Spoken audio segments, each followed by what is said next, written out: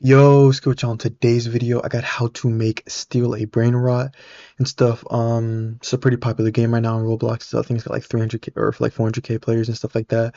So yeah, I wanted to start a series and stuff to show you guys how to make it and everything. Um, and yeah, so pretty much just as long as y'all show the series love and support, leave a like on the video. Let me know you want more. I'll continue with the series and stuff. So yeah, let's go ahead and get straight into it. Okay, so first things first. Most of this video will be spent building and stuff, like actually making stuff, and then we'll get to most of the coding and everything in part two and stuff. So don't worry if you don't see a feature right now, it'll be added in a later part and stuff. And just let y'all know, I am not a builder in any shape or form. I am just a scripter. I will only be building the bare minimum just to demonstrate how everything should work for you guys and stuff. But yeah, let's go ahead and get straight into the video. Okay. So first things first, right? We need to create a base, right? I'm going to refer to each, place where the people have, where the players have their, I don't even know what to call it, like units or the NPCs, whatever you want to call them, and stuff like that.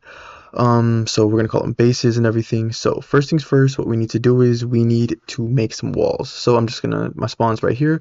I'm going to insert, I'm gonna go up here, click part, insert a block, and then I'm going to create a wall. So you guys can, it doesn't matter how long the wall is or anything like that, how tall it is, that's completely up to you guys. Stuff that doesn't matter and stuff. All that matters is that you name everything, and I can't emphasize this enough. Make sure you guys name everything exactly the same as me, like capitalization and everything. Okay, do not name anything different unless you know what you're doing, right? So first thing first, we have our first wall. This will just be like our back wall. So I think that's, again, you guys can like the size doesn't matter, that's up to y'all, and the color and everything, that's completely up to you guys and stuff, right? Obviously make sure it's anchored and it can't collide is turned on by default. This will be our back wall, right? Probably just change the material to metal, like a, I don't know, like a darker gray kind of thing. Then I'm going to duplicate this by either clicking duplicate in the top left, or while having it selected, Control plus D on the keyboard. Then I'm just gonna move it. Then I'm gonna rotate it. Just gonna go 90 degrees. Okay. Then I'm just gonna move this over. Then this will be our right. Well, oh, actually not. Yeah, that's definitely not wide enough. Okay, we're gonna have to make this a lot wider. And then we'll go over here and I'll just scale this down some more, and then that might actually be, yeah, I think that should be good, to be honest. But again, exact measurements is completely up to you guys. Okay, so boom, just a little like right there. And then this will be our, we're gonna, go from as if we're facing this direction. So we'll just call this our right wall. This will be our right wall.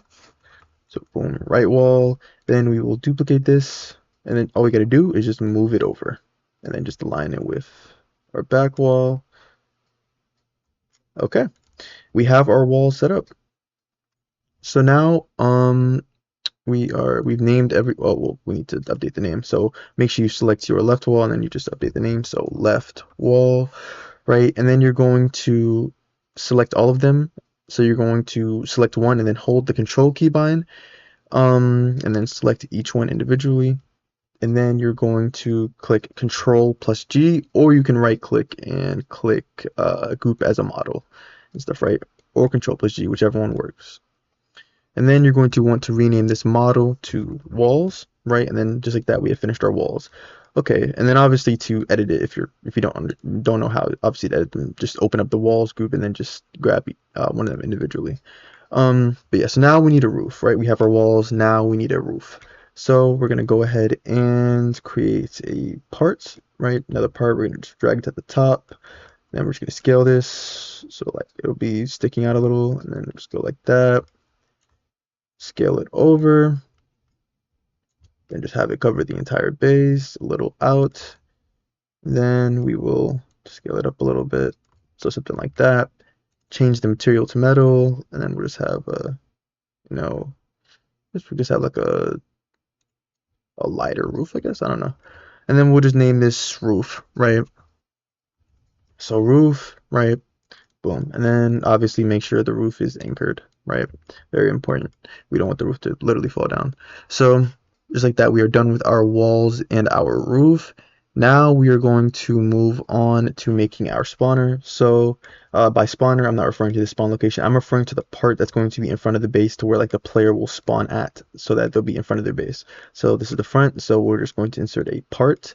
and then you're going to want to rename this part to spawner, right? And then you could just you know, make it a little wide and everything, just, you know, like that, little spawner.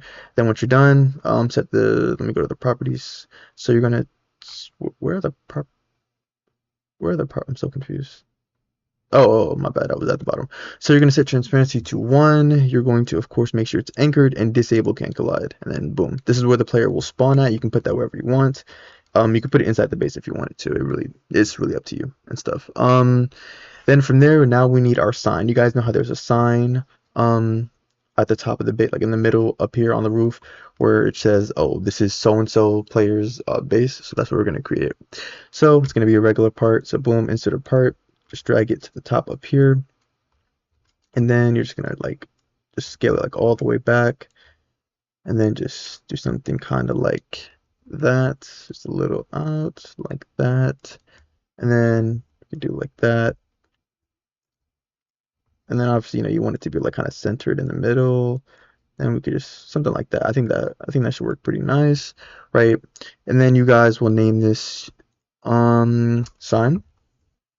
Definitely make sure this is anchored. And then we'll make the color brown because that's how it is in the game. So we'll make it brown, right? Then what we're going to do is we're going to insert UI. We're going to insert a surface GUI into it. So plus icon on the sign, then type surface GUI. So surface GUI, boom, right? Then you're going to want to go down and disable reset on spawn. Very important and stuff, right? Because what would happen is that if the player dies or anything, it would just go back to the default text. So we're going to have our sign GUI right here, right? Or and then you're going to want to rename Surface GUI to Sign GUI. Capital G, capital U, capital I. Again, name everything exactly as I'm naming it. Then you're going to want to insert a text label into the Sign GUI, right? And then you're probably not going to see it at first. So what you're gonna have to do is click the sign GUI, then you see the face, right? This pretty much controls the direction it's in, so you're just gonna have to play around with this stuff. So okay, I just got lucky on it may be different for you. It might be right, top, whatever and stuff. You just click, literally just click through each option until it's facing the direction you want it to. Okay, so then once we have it facing the right direction, rename the text label to sign. Oh my bad, sign text label, right? And then obviously we're gonna need to resize it so that it covers the entire part. So we're just gonna set the offset to like 500. That, oh, we might need to actually go to like maybe 2000. Nope, that's, well, maybe like 1500. And obviously this exact number will be different for you guys. Like, yeah, this number doesn't matter. This is just sizing and stuff. So y'all can set this to whatever you want. The number will probably be different for you. 1310, 1320. Okay, that's good enough. Then we need to adjust our Y so that it goes down, and we'll just say 1000. Okay, 500, 300, 350, 380. We'll just say 400. Yep, 400. Good enough. Okay. All right. Then you're going to want to set the background transparency to 1. You're going to scroll all the way down, make the text bold, rich text, scale the text. Then obviously by default, we'll set the text to empty base, change the text color to white. Text stroke color should be set to black. Text stroke transparency will be set to 0. Boom. And then we have our empty base. Okay. And then just like that, we have our sign set up and everything. So yeah, we're done with that. Then moving on, we have a simple light and stuff. I'm not going to make a whole bunch. Again, I'm not a builder. I'm just doing this just to demonstrate to you guys how the base should, generally speaking, look and stuff. It's up to you guys for how well you want it to look. I'm simply going to have one light just to light up the entire interior. So I'm just going to insert a part, right? You're going to name this light, right? It's up to you guys to make this look nice. And then I'm just going to drag this to like the top and like the middle. Of course, make sure you anchor this part, right? And then I'm just going to scale it a little like this. I'm going to make the brick color white, make the material neon, neon, and then I'm going to insert a surface light into it, right? And then as for the properties, I'm going to set the angle to 180, right? And then obviously, again, you're gonna need to probably adjust the face because this is clearly facing the wrong direction. So same thing with like the what we did with the Surface UI. So you're just gonna adjust them until it's facing the correct. That's up, I think. What direction is that? I can't tell if that's. I think that's to the side. Okay, so front, left, right, top, or oh wait, no, I think it was actually left or front. I think bottom. Okay, yeah, yeah, okay, okay. I think that's how it is. Yeah. Okay. So yeah, and then you're gonna set the brightness to 5, and then you're going to set the range to 60, and then that's pretty bright. So then there we go. It should light up the whole base. But again, you guys can set the range, the brightness, the color, like all that stuff is up to you guys. All the customization is completely up to you guys. I'm just doing this again, bare minimum. Okay, so now what we're going to do is we're going to create the laser parts. You guys know how like when a person locks their base and stuff, the little lasers come up and stuff, right? So we're going to create that, right? So we're going to click part, then we're going to insert a cylinder. You're going to make the cylinder pretty skinny, so something like that. You're going to make, of course, the color red. You're going to set the material to neon, and then you're going to drag it all the way to the top. Then you will set the transparency to 0.5. And then you're just going to position it to where it needs to be inside of like, so like boom. So like, yeah, like right there. So yeah, like right there, right? And then you're going to want to rename this to laser. This is probably going to take the longest, honestly, for the entire video. So once you have it selected, you're just going to either, again, press, while having it selected, press Control plus D on your keyboard, or just press duplicate at the top left, and then you're just going to just drag it over. So Control plus D, Control plus D, boom. And then you're just gonna, you're just gonna keep moving them over, just with a little space in between. It's not gonna be perfect and stuff. If y'all want it to be, that's, all y'all and stuff. Just to clarify, this is not what actually prevents people from getting into your base, so you don't have to worry about making sure that players can fit through it. It doesn't matter. And stuff. You're about to see how we're gonna be able to stop players from actually entering a player's base. This is literally just for show. So then duplicate this, duplicate it, boom, duplicate it, boom. It doesn't matter how you duplicate, by the way. I'm just showing you all the different ways how to. Boom. We're just going to keep going from left to right until we have finished all the way over here. Oh, that's actually just kind of too wide, not going to lie. So like there, there, boom. Like I said, most of this video is literally going to be building. Next part will be mostly scripting and making actual systems and stuff. So we're going to continue doing this until we are done. Boom. Okay, we are almost done. There, and then like one more. Okay, there we go. All right, so we have all our lasers. Clearly, we have a lot of parts. So what you can do is, right, you can hold left click and then just select everything we just made. Make sure, very important, this is very important. Make sure you deselect everything that is not a laser. So, right, we're going to deselect the walls. We're going to deselect the sign, the roof, right? We just want the lasers. Make sure everything should just say, oh, and the light. All we want is laser pieces, right?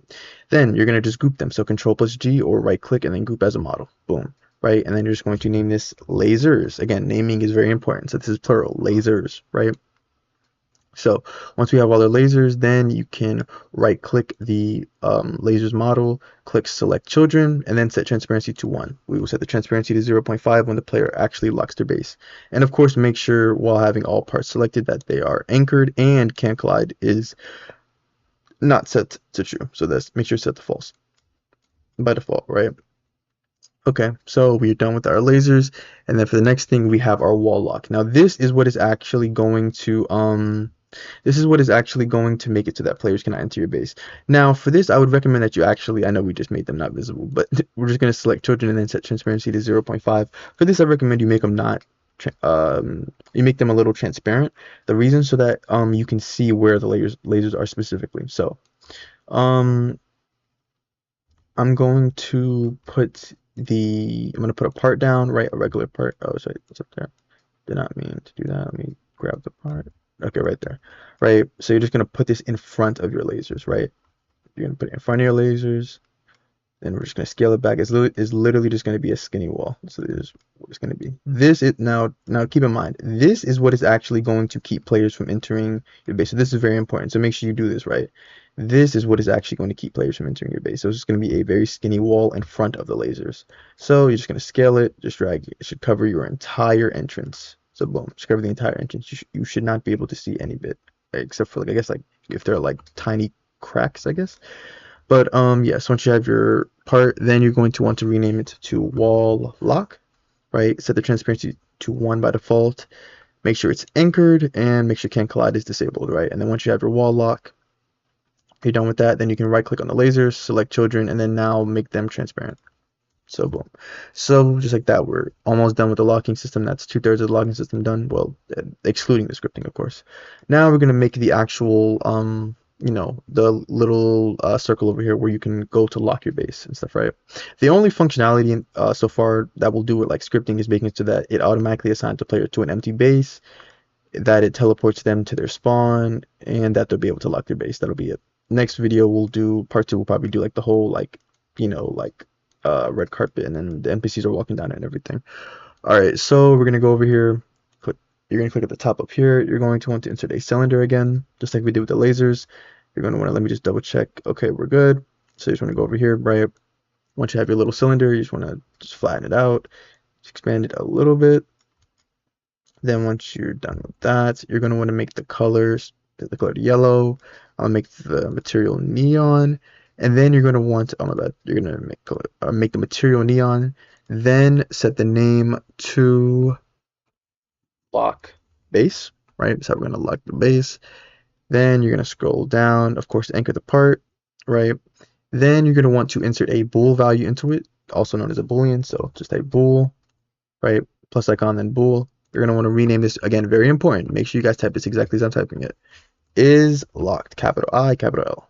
And then by default, make sure this value is not set to true and stuff, right? No check mark, right? We'll set this value to true when the player actually locks the base. So then you're going to want to insert a billboard GUI into our lock base, right? And then this is extremely important. Make sure, now this actually requires, you guys have to actually copy my properties exactly as I am, like with sizing and positioning. Font and like text and color and all that, that's up to y'all. But the problem is with billboard GUIs, they look very weird and stuff. Like they like to scale depending on where the player is and how far away they are, so you have to kind of do this a certain way. So we're going to set the adorny. So you're just going to click the billboard GUI and then just click adorny and then just click the lock base part. So then scroll down, rename it to lock GUI, right? Of course, disable reset on spawn just like we did before. Then you're going to want to scroll down and then extend it. All this should just be, set to 0. Then the size, we will set the size to 10, 0, 5, 0, boom, just like that, right? Again, if you change stuff, then you're probably going to mess something up. And then you'll change the size offset to 0, 1, and then I believe everything else is, everything else remains the same. Then you're going to want to insert a text label into the lock GUI, so boom, text label, right? Then you're going to want to rename this text label to lock text label, right? And then we are going to want to scroll down. After you've renamed it, you're then going to want to scroll down to the size. You're going to want to do 1, 0, 1, 0. So boom, like that, right? Just like that, so that it shouldn't scale and everything, right? So boom, okay, that should work, I believe, and stuff, but we'll fix it if need be. So I know it looks, pretty wide, but it's fine. So then you're gonna set the text to rich text, scale the text, bold text, right? Do remember that you're gonna set the background transparency to 1, so background transparency will be set to 1, and then you will change the text color to yellow, and then it should just be lock base. So lock base, and then text stroke color should be black, text stroke transparency will set to 0, so lock base, and then boom. So yeah, as you guys can see, it remains consistent. And so like obviously you can see it like rotating and stuff, but it doesn't like actually get, the text itself doesn't actually get bigger or anything if upon backing away. So boom, we finished that. So lock text label, that's good to go. Yeah, we're done with that. We're fully done with the locking system. So then we're going to want to group everything together, right? That's, I want to say the last, or no, that's one of the last things I want to do. So we're going to want to group everything together, or no, actually, I might want to save that to the end, actually, now that I think about it. Yeah, I'm going to save that to the end, actually. Never mind, we'll do that at the end. So for the next thing, we're going to want to make our first platform. Platform is just you know, the part right here where the NPC stands at, and then you have the collector in front of it where you collect the money. So we're gonna insert a part, regular block. Oh, it's at the top, and then just want to drag this down, right? Scale it so it'll look something like this. Again, I'm not going for, it's not gonna look all that great, but you know. So we'll have our part, and then you're gonna want to rename this part to, this will be our, I guess this would just be, yeah, platform. So you name it to platform, right? Then anchor it, right? And make sure it's scaled up. Okay, there we go. Then you can just duplicate it. So duplicate, then just move it in front of it, and then you just scale it to be just against the ground completely, and then just make it a little wider. This will be your collector. So then you could just set the color to this, or for this to green. Just make it neon as well. This would be your collector, and then I'll make it transparent. So 0.5 transparency, and then you'll want to rename this to your, should be your collector. So boom, we have our collector, right? Then inside of our collector, we're going to do the exact same thing we did with that. The great thing is, with the lock, by the way, the great thing is we can just save ourselves some time. So go over to your lock base in the Explorer tab, find your lock GUI, copy, right? Select it, copy, then go back to your collector, right click, paste into. Now we have this, right? And then all you got to do is just update this. So click lock GUI inside of collector, right? And then you're going to update the Adorny to the, it's going to be up. Wait, why didn't it? Oh, that's weird. Well, set the Adorny to the collector, right? Just click the part it's parented to. Then you're going to, of course, rename the lock GUI to collector GUI, right?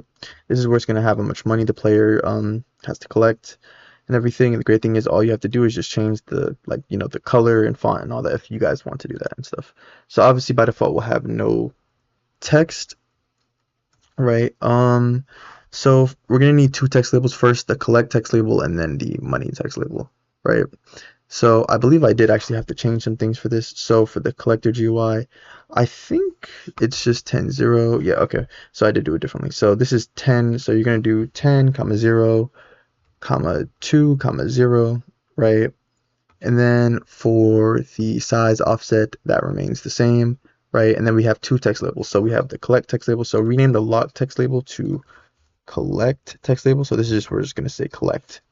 So obviously no text by default and stuff, right? But we'll set the text color to white, and then yeah, but no text by default. As for the properties for this, you're going to set the size to 1, 0, 0.5, 0. Boom, right? Then the position will remain 0, 0. Then you can just duplicate this. So duplicate it while having it selected. Rename this to money text label. This is going to tell you how much. It's going to tell the player how much money they have to collect for that specific. I'm gonna refer to them as just NPCs, I guess. And then you want to go to the position here. Do 0, 0, 0.5, 0, right? Then size remains the same. And then this would just be money, and then I think the text color is green. I think, yeah, it's like, I think it's like a green and then black. Yeah. So boom. And then just like that, we are done with that. We're gonna group all the platform stuff together. So click the platform, find the platform part, find the, well, make sure everything is of course anchored and everything. So you're gonna again select one, then hold the control key bind and then left click. So get the collector, the platform. I think that's actually it. Yeah, that's actually it. Then you're just gonna group them together. So Control plus G. Then name this, very important. You're gonna want to name this platform, but the only difference is it's gonna be, you're gonna have to throw a number on it. Platform 1. The platform, the word platform will just be a reference to the actual part that the NPC is gonna stand on. But platform 1 will be the specific platform. And then obviously if you want to make more, all you gotta do is just select one, duplicate, move over, just move it over however far you want, rename, and then all you gotta do is rename this to platform 2. Oh, one thing to note though, you will have to go into the collector GUI, and then of course update the Adorny. So you'll have to just click Adorny and then update it to that collector, right? And then you just keep doing that over and over for all your platforms and stuff for however many you want to have. I'm only gonna make 2. and stuff. But yeah, so you can make however y'all can make however many y'all want. Just remember, what I just said and everything. So just like that, we're actually done with everything. Now we're gonna group everything together. Then we have one last thing to do before we're done with the base. So you're gonna select everything we just made. So boom, select all of that. Make sure you grab everything that's needed. So lasers, platforms, walls, light, lock base, wall lock, sign, spawner, roof. Okay, then press Control plus G. Again, very important. Make sure your name is base, and then you're going to put 1. And then obviously if you want to make a second base, you would just select it, duplicate it, and then move it over. Again, keep in mind, right? Keep in mind, you're going to have to go into the platform and then ensure that the adornee is updated to the right collector. Just make sure it's updated to the right one and stuff if you want to have more than one base. So I'm just going to delete this base, right? So this is our base. We are done. And then now you're going to want to insert a string value into the base. So click the plus icon, string value. You're going to want to name this owner, right? So this will keep track of whoever owns the base, right? So by default, you want to put none, right? So again, make sure you spell it exactly as is. And then just like that, we are done with the building. And now we can get into some coding. Okay. So head on over to replicated storage, click the plus icon, insert a remote event. So you're going to want to rename this remote event to core event. Then open up starter player, then insert a local script into starter player scripts, plus icon local script, rename the script to core script, in parentheses, put local. Then you're going to want to delete print hello world. We're going to create 2 variables first. Create a variable for the core remote event, so core event is equal to game.replicated storage, wait for child, core event. Then create a variable for your local player, so local player is equals to game.players.local player. Again, all we're doing is making it so that one, players will be auto assigned to a base, and 2, make it so that they're able to lock their base for 60 seconds. So we'll say core event.on client events connect function, in parentheses put event type comma arg1, which is short for argument number 1, which is just a piece of information that we're sending over. So enter, then do if event type is equal to lock base, enter, then we will create a variable for the base. So this will be the specific base that's being locked, right? Then we will say if base.owner.value is not equal to player.name, enter, right? So pretty much what this means is that if it's not equal to the player, this means for every other player. So this pretty much means whoever doesn't own the base, all those other players, what's next was going to happen? We're going to say base.wall lock. Remember, that's our invisible wall. Can collide we set to true so that players cannot enter the base. And then after that if statement, you're then going to use a for I loop to make the lasers visible. So you're going to say for I comma v in pairs, right? Remember, base 1, this is our wall lock. Remember, that's our wall lock. Then you're going to say for this, you're going to say works, or not works, sorry, you're going to say base, the specific base. Then you're going to say dot lasers. Remember, that is our group right here. And then you're going to say get children. You want to get all of the lasers, so get children. Then enter. Then you're going to say v dot transparency is equal to 0.5. Again, that's just for show, because after that we're then going to make a timer and stuff, because as you guys know, what happens is when you lock your base, you have a 60-second timer, which lets you know, like, okay, this is how much time you have left until your base unlocks. So we're going to set that up. We're going to say for I is equal to, now here, very important, here is where you're going to put however much time you want. In the actual game, it's 60 seconds, so I'm going to put 60 here. If you want to do something differently, make sure you pay attention to what I'm going to say. Here is where you put however much total time the player is going to have. Then comma 0, here's where it's going to end. So it's going to count down. So it's going to start here, then stop here. So it'll start at 60, go down and stop at 0. And then the third number is the change. So we're going to put -1 because we want it to go 60, 59, 58, right? Then enter, and then we're going to update the UI to reflect the timer. So we're going to say base dot lock base dot lock GUI dot lock text label dot text is equal to I dot dot dot quotation marks space, and then you're just gonna put an S. So it's gonna be, you could also put seconds if you want. Yeah, you could just put seconds if you want. We'll just do it like that. Yeah, you do it like that, but it's up to y'all, right? Then we're gonna, of course, do task.wait 1 second, because that's where we'll ensure that it's 60 seconds. Then after this is done, this following code will proceed. You can just copy and paste this for our loop. So just copy, go right here, paste, and then all you gotta do is just set this to 1. So we'll make the lasers transparent so that you can't see them anymore, and then we will set the wall lock to no longer can't collide. So we'll say wall lock dot can collide. We'll set this to equal to false, and then we will update the text. So you could just copy this. So select it, Control C, Control V, and then you're just gonna set the text back to what it said before. So lock base.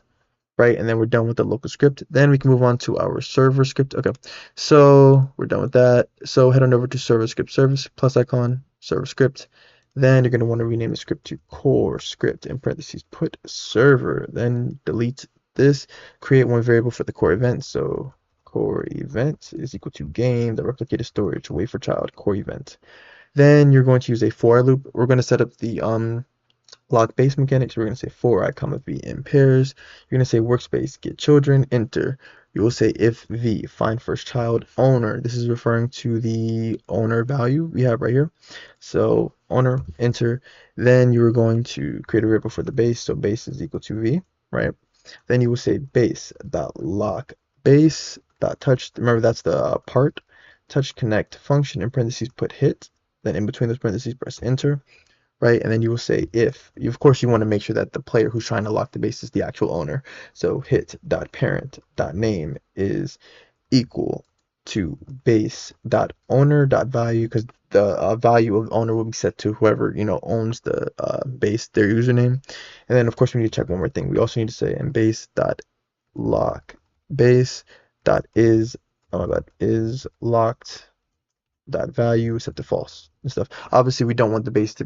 You don't want players to be able to sit there and spam the lock base feature and stuff, right? So, enter, and then of course you're gonna update it. So you're gonna say base dot lock base dot is locked dot value is set to true. You're then gonna fire the remote event. You're gonna say core event fire all clients.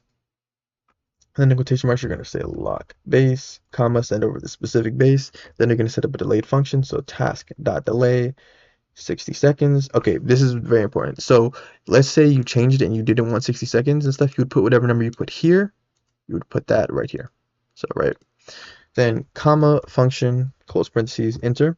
And then once you're done, you can just duplicate this. So just select it, Control C, Control V. Then set it to false, right? Because the base is no longer locked and we're done with that first function. Now players are able to lock their base. Then we will now set up the auto assign function. So go after that and then you're going to say game.players.player added connect function in parentheses put PLR to short for the player who joined the game. Then press enter. You're then going to use a for loop. You're going to say for I comma v in pairs. You're going to say workspace get children enter, right? You're then going to say if v find first child owner. So this I will know it's a base. And of course, you need to make sure that no one currently owns the base. So v.owner.value is equal to none. Enter, right? And then that's how we'll know that no one owns it. Then you'll say v.owner.value is equal to player.name, so their username and stuff. A lot of people like to ask if they can use the display names. You guys can do it, but I would not recommend it. Here's what's going to happen. If you do use the display names, you're going to break the code. It's not going to work because a lot of the stuff relies on using the player's username. And in all honesty, you shouldn't really want to use their display names and stuff, right? Because people can change the display names and everything. So you would just want to be consistent and just use the usernames, right? So then after that, you're going to update the sign such that it says, their username and then base. So we're just going to say v dot sign GUI dot sign text label dot text is equal to player dot name dot quotation mark space, or not space, sorry, apostrophe s, then space, and then you're going to say base, right? Then after that you're going to put a break. The problem is if you don't put the break, what'll happen is it'll pretty much go through and find every single base that is currently not owned, and then it'll assign that player to every single base that is not currently owned. That's why we need the break to ensure this only runs once, right? So then you're going to go after that. So just skip the two ends, and then now we're just going to set it up so that whenever the player dies, respawns, whatever, they respawn back at their base spawner. So you're going to say player dot character added connect function in parentheses put character enter. Then you're going to say for iv in pairs workspace, get children, enter. Then you're going to say if v find first child owner and v dot owner dot value is equal to player dot name, right? Or you could put character dot name, it doesn't matter.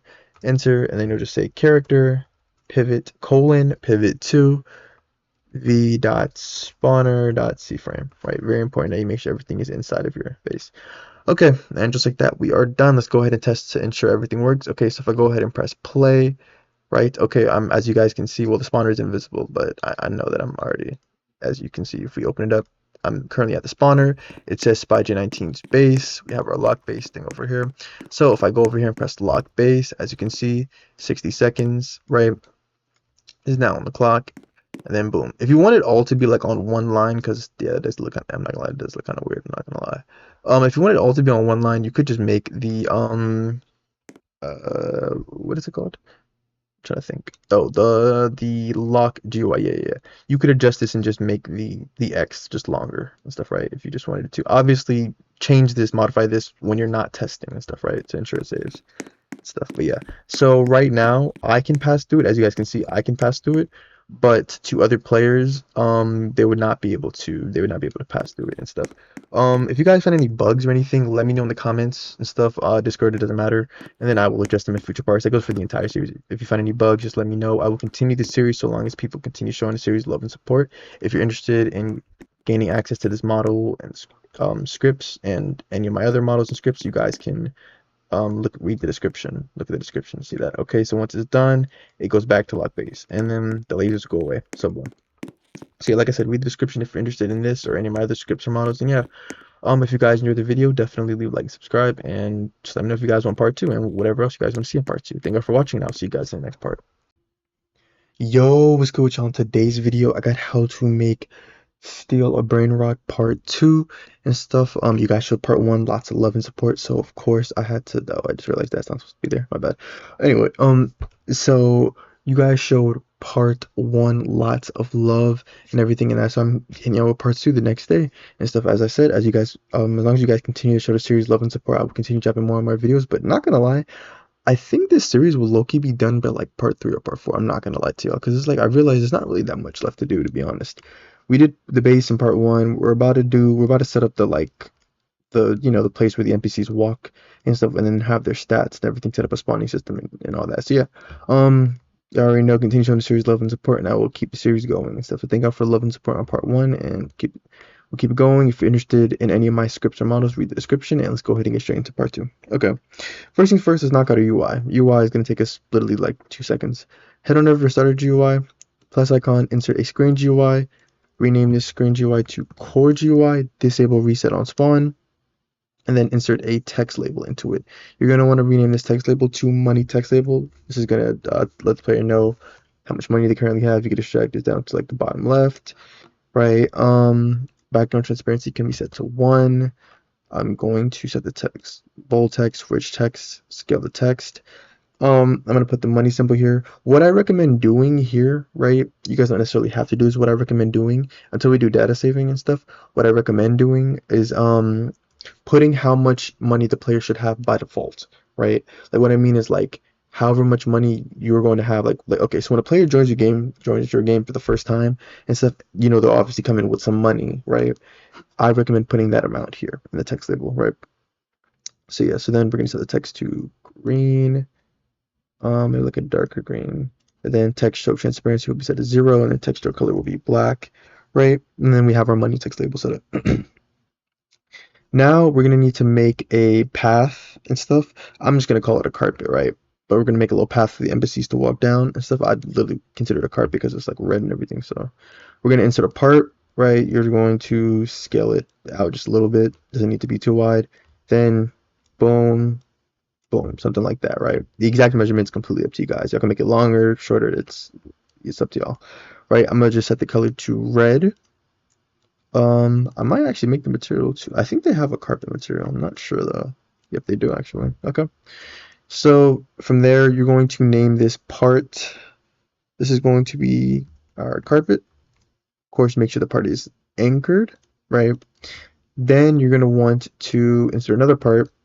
at the end. You can decide whether you want the left to be the start or the right to be the end. Or sorry, left start, right start. It doesn't really matter and stuff, right? I'm just gonna say this side is the end. That's what I'm gonna say. So this is pretty much just for show. So we're gonna have here. We're gonna just set the color to black. We're going to name this part to start. Or sorry, not start, end. This is gonna be the end, right? Anchor it, then you're just going to duplicate it and then simply just move it across all the way down. Boom. Okay. So now we have that, and then this will be where we start, where our NPCs like start. This is where this is the beginning. Then what you're going to want to do is you're going to want to insert a part, right? Insert a part. This is very important. This is going to be your spawner. This is where NPCs are going to actually spawn out of, or on top of, I should say. So you want it to be obviously a little wide and a little bit in front of your start wall and stuff, right? So you're going to want to set the transparency to 1. Rename this to spawner. Disable can't collide and make sure it's anchored, right? This is going to be our spawner. And then boom, so just put that wherever you want the NPCs to spawn out of, right? Then now we're going to need to do our checkpoints and stuff, right? Now it's very important, very crucial that you pay attention. So what I'm going to do is I am going to duplicate the spawner. So I'm just going to select it, then duplicate it, move it forward a little bit, set the transparency to 0.5 so we can see. I'm then going to set the size to 1 by 1 by 1 by 1. So very small. Okay, so I need to explain something. We're going to use pathfinding. If you don't know what that is, pathfinding is pretty much, as the name implies, it's how you make NPCs like walk to certain walk to certain points and stuff, right? So the way we're gonna do this is, right, you're going to need a part, right? You can just go ahead and name this first one checkpoint 1, right? Or checkpoint 1, right? And stuff. Remember, spelling is very important. Capitalization as well. So you're gonna obviously put this a little bit in front of your spawner. So if your spawner right there, you want your checkpoint to be right there, right? So the way this is gonna work is, right, you want to make sure these parts can collide is disabled and make sure they're anchored.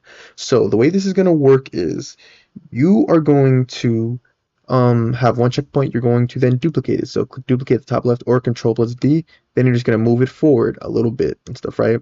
And then you're going to name the next checkpoint, you're going to go in numerical orders for checkpoint 2. It is very important that you make sure you name them properly, because the way it's going to work is it's literally going to search for checkpoint 1. Okay, we reach checkpoint 1, then we're going to go to checkpoint 2, and then continues on and on, right? So it's very important that you name them properly. So we're going to duplicate again, Control plus D, and then drag it down some more. Then we're going to name this checkpoint 3, and then obviously, as you can probably imagine, this process is going to take us not too long, but a little bit, a significant amount of time. By the time you're done, you should have about like 20 something checkpoints and stuff, but you don't necessarily need to have, like, because if you want to put more distance in between your checkpoints and stuff, that's perfectly fine. Wait, what? Oh, my bad.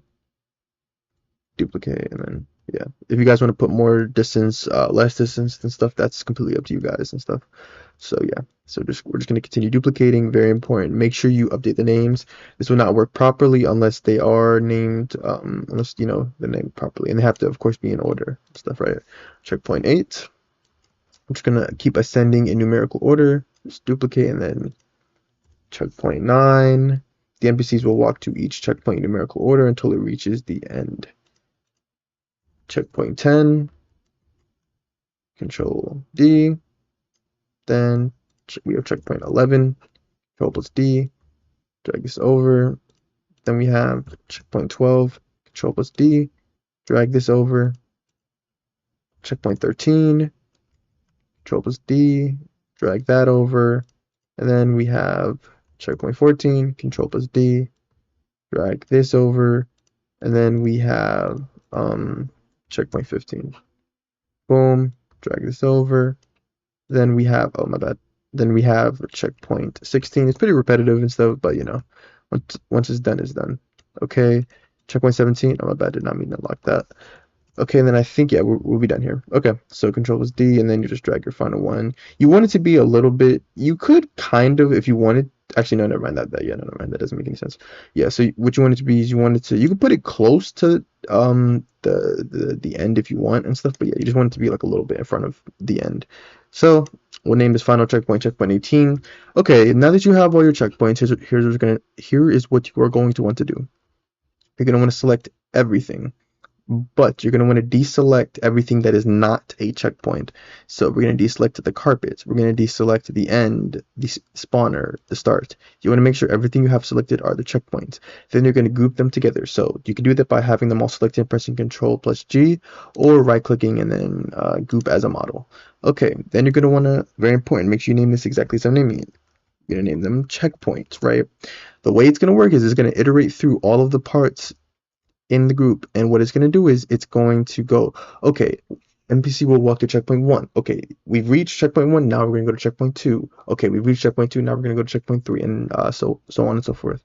So once you're done setting all your checkpoints up and everything, you can just right click, select children, and then set the transparency to 1, right? Because obviously you don't want players to be able to see the checkpoints. So just like that, we are done setting up that part.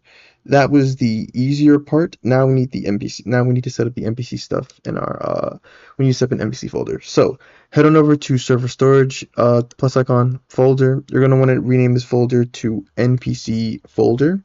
Then you're gonna want to insert a folder into the NPC folder, and then here is where you're gonna put your name for your NPC. So I'm just gonna use some names from the game. So Nubini Pizza Nini, I think that's how you say that, right? And then I'm going to insert some values. Okay, we need to, we need some stats. We need a value for money per second, how much money the player earns per second, the price, how much it costs, the rarity, and then of course the rig to spawn in. So you're going to want to first you're going to want to insert a number value, right? Insert a number value, and then you're going to want to rename this number value to money per second. This is how much money the player will earn per second after they've bought the NPC.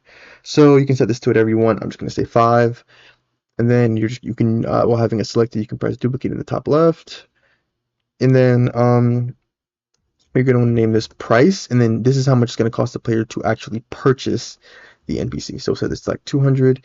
Then you want to insert a string value into the folder. So plus icon, then string value. And then you're going to want to rename this value to rarity. So this is the rarity. So I'm just going to put common, right? Then you're going to need your rig. Okay. So pretty much is your NPC model and stuff. So y'all can get that from the toolbox. That's where I'm getting all of mine from. So I'm just going to go to recent models, right? And then I'm going to get these. I'm probably actually going to get this to get as R6, yeah. So I'm just going to get these models and stuff from the workspace, or sorry, not workspace, toolbox, right? I think we can, yeah, okay. So you can just get, so I'm just going to get 3, right? So boom. So once you have your rigs, right? Once you have your rigs, this is very important. What you're going to want to do is you're going to want to rename all of them, very important, rename all of them to simply rig, because you're going to insert them into each individual folder. And then what you're going to do is you're just going to have it so that it just does rig and then clones that. So then once you have your first folder, you can just duplicate it. So duplicate, and then just, rename it and then just do everything, differently. So for the second one, this will be Talpa de Ferro. I think that's how you say that. Then it's going to randomize the stats. We're just going to say 7. Price, we'll set it to like 500. Rarity, we'll say this is uncommon. And then we'll do the same for the third one. Third one will be Tim Cheese. And then we will set money per second to 12. Set the price to 800. And then set the rarity to rare, right? Okay, and then once we're done with that, now we just need to put our rigs inside of each individual folder, right? And again, make sure they're named rig. Now, some things you do need to do before, you guys see how their names are at the top and stuff, right? You guys do see how their names are at the top and everything. We do not want that, right? We do not want what's it called? We do not want their rigs, or sorry, their names at the top, because we need, the UI to be all the way at the top and stuff, so that we can see, actually like 4 different things. We need to see all these stats: money per second, the price, the rarity, as well as their name and stuff, right? So what you're gonna do is you're gonna select all your rigs, or you can do it individually, doesn't matter. You're going to then go into each one, right? Oh, we didn't have to select them, but yeah, you're just gonna go into each one, find their humanoid, select their humanoid, and then you can just hold control and then select all the humanoids. Look for display distance type, click that and then just set it to none so that it will not display their usernames and stuff. So boom, right? And then from there we're going to need to um insert, you're gonna need to put your animations into it. So of course, if you want your NPCs to have walk animations and stuff while they're walking, you're going to want to insert an animation into said rig. So just plus click on the animation, rename this to walk animation, and then you're gonna need to put your animation ID. Here I got my animation from the toolbox. You cannot use my ID, you have to use your own and stuff. You can get your own animations from the toolbox. That's where I got this one from.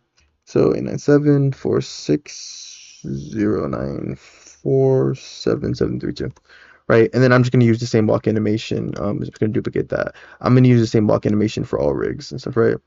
Because I'm not going to give them all their own custom one. So walk animation, then you're going to need to insert a string value into each rig as well. You're going to want to name this to NPC name, right? Since each one is named rig, we need to actually, make sure we know the name of the NPC. So you're just gonna do that NPC name. So I'm going to drag this rig into this one, and then you're just gonna copy the name on the folder. So Control C, then just find an NPC name, and then set the value to that. And you're just going to continue just doing that. So we're going to grab 2 rigs, bring them here. I don't know why NPC name. Yeah, I don't know why it had NPC name grab, but okay, we'll do that. Drag them to there. Then instead of our rig, we have our NPC name, and then it's set already, I think. Yeah, okay. Good to go there. We'll drag another rig in here. Then we will insert a string value. Again, NPC name into the rig, and then you're just going to copy the folder name, because the name of the folder should be the name of the NPC. So boom, do that, and then just do that again, drag it in, insert a string value, and then just copy that NPC name, set the value. Okay, boom. We now have that. That's great. Okay. Now that we have that, the second to last thing we need to do is, of course, make the overhead UI, right? So what we're gonna do is, not gonna lie to you guys, I actually forgot the dimensions and stuff, for like the sizing and position and stuff. So y'all gonna have to give me a second. I'm gonna have to go find that real quick. So y'all give me a second. Alright guys, and we are back. Okay, so what we need to do is we need to open up the NPC folder. Like I said, you're going to want to go into each individual rig and do this, but we could really just do this once, and then we'll just just duplicate it into, and then just drag and drop it into each rig. So we want to find the head on the NPC, right? But you can really just drag the rig into the workspace just to make sure it looks good and everything. So this will be our rig for testing. You open up the rig, find the head, and then just insert a, oh, by the way, make sure your animation, like if your animation isn't working, make sure your animation matches your art type, right? So for example, you just click humanoid and then you scroll down, you'll see the rig type and stuff, right? So since this rig is an R6 rig type, I need to make sure the animation is R6 and stuff, right? So if it's R15, then it needs to be R15. But anyway, so open up your head, you're gonna want to insert a billboard GUI into it, right? Insert a billboard GUI into it and stuff. The settings are very important, right? So make sure you copy everything exactly as I'm copying, unless exactly as I am writing it, unless you want to do your own thing. So you're gonna set the adornee to the head, the player's head. You're gonna need to update that every time you if you duplicate or copy and paste it into a new rig. So for the properties, right, we're going to scroll down and we're going to want to disable reset on spawn. As for size, you're going to want to do 10, 0, 6, 0. We need to make sure there's enough space because we're trying to fit a lot of stuff on the screen. As for the size offset, you're going to do 0, 1, right? So then it's a whole bunch, it's a gigantic box above the NPC's head. Then you're going to want to insert a text label, right? You're going to want to rename this to money per second text label. Whole point is the stat is gonna match the name of the text label and include excluding the words text and label. So for this, you're gonna set the position to 0, 0, 0.5, 0. As for the size, you're gonna do 1, 0, 0.3, 0, right? So boom, and then what you can do is You can go ahead and set bold text, rich text, scale text, right? We'll obviously change the color for each one. And then we're going to set the background transparency to 1, right? And then for money, this is supposed to be like I think it's like a dark green, I think. This is the money per second, so this is going to be like dark green. Then you're just going to go ahead and duplicate the text label. You're going to want to rename this one to name text label. This is going to be above it. This is going to be the name of the NPC, so name text label, right? Then for this, I honestly I have no idea how much. I have no idea what color it was to be honest. I think it was white and black. I think I think it's just white and black. So I'm gonna do text by text color. Oh my bad. I'm gonna set text stroke transparency to 0 while the text stroke color is black. So we're just gonna do that real quick. Boom.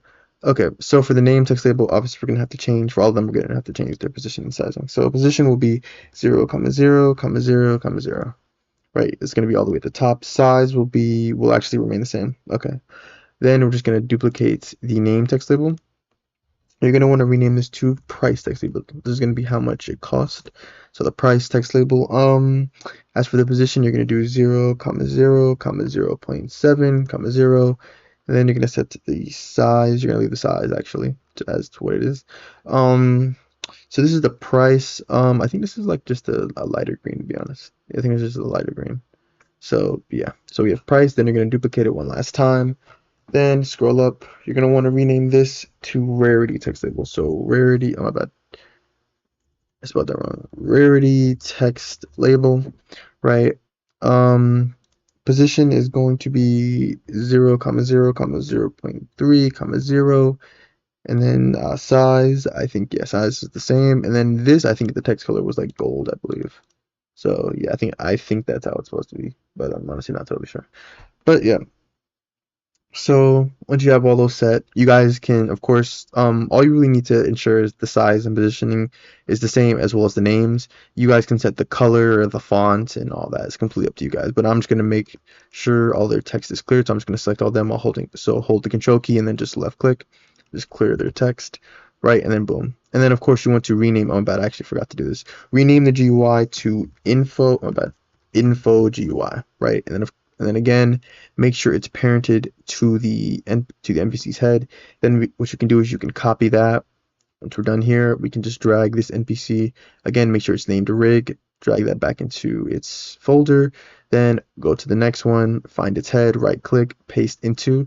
Only thing you have to do to change is just update the Adorni, right? Update the Adorni. So boom. I know it may be a little confusing to some people because it says head and you think it's this one. No, when it says head, it's referring to that NPC's head, not this one.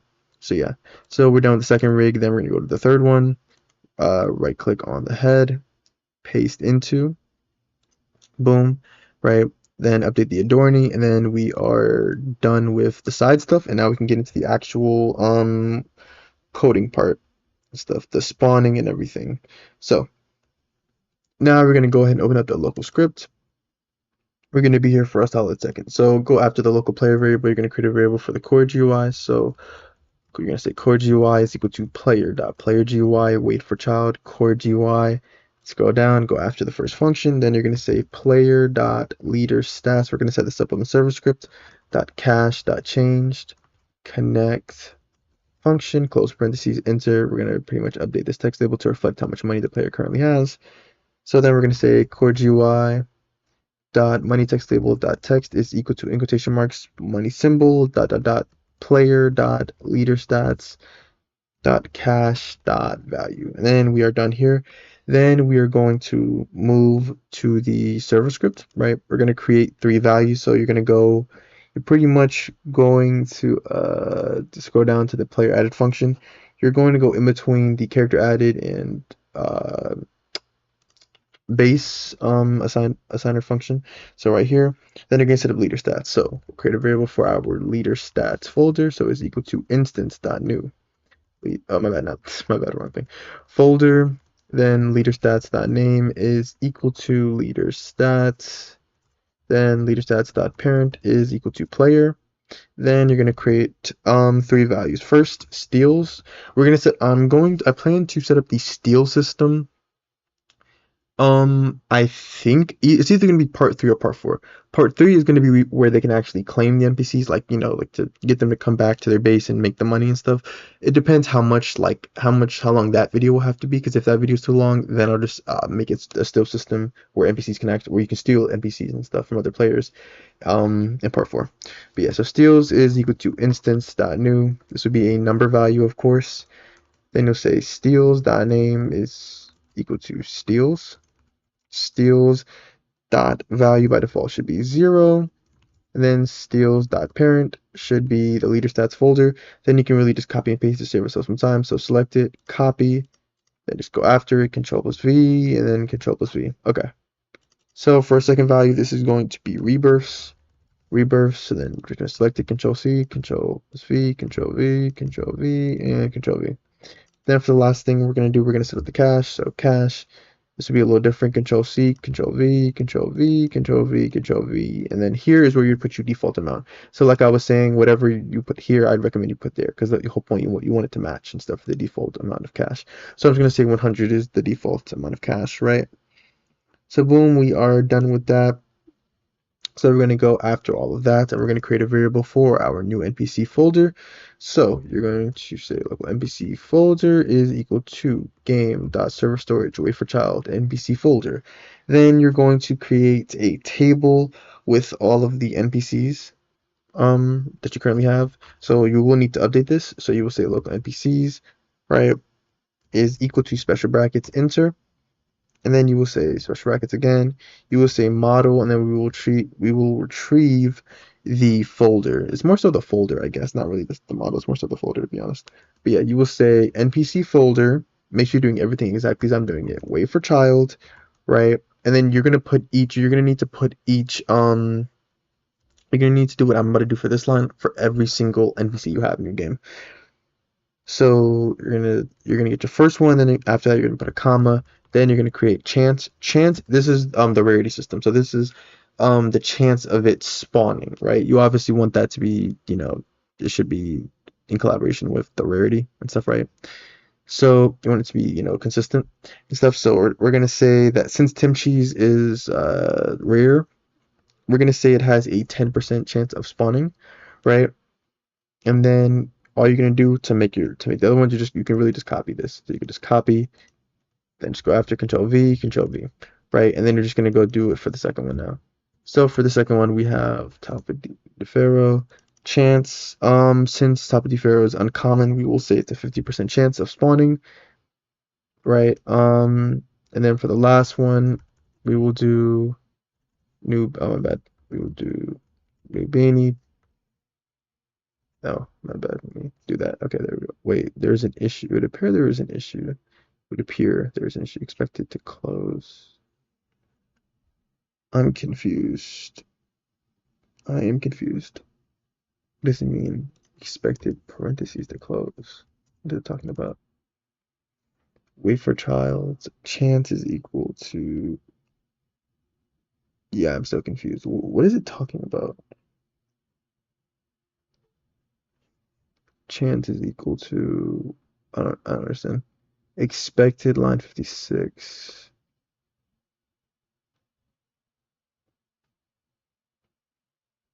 Oh, my bad. Oh, I know what it. Oh, did not mean to do that. Okay, I know it is. My bad, guys.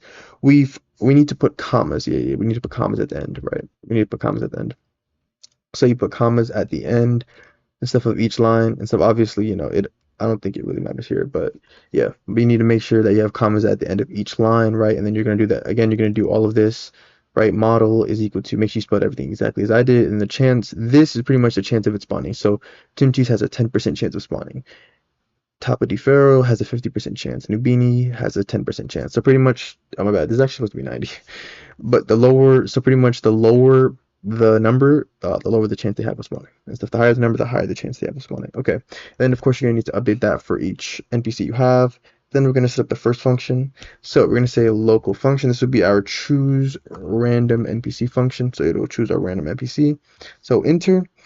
So this would be similar to what I did in my tower defense series. You're gonna create a variable called total weight, set it equal to 0. You're gonna say for I, comma v I pairs, right? And then you're gonna say NPCs enter. Then you'll say total weight. Oh my bad.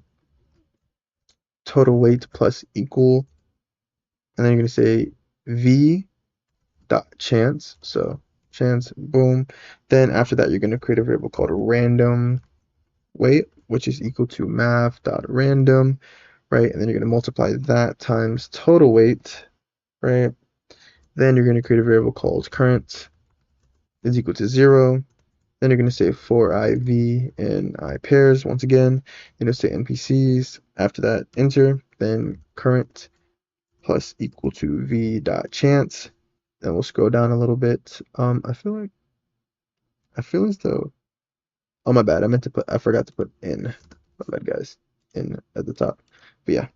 So after you do that inside of the loop, you're then gonna say if random weight is less than or equal to current, enter. Then you will say return v.model.rig. This is why I said you need to make sure each NPC is just named rig and stuff inside the folder, right? So we'll return the rig. So then this is our choose random NPC function. This will select a random NPC. Now we need to set up the NPC moving function so that it moves to each checkpoint until it reaches the end.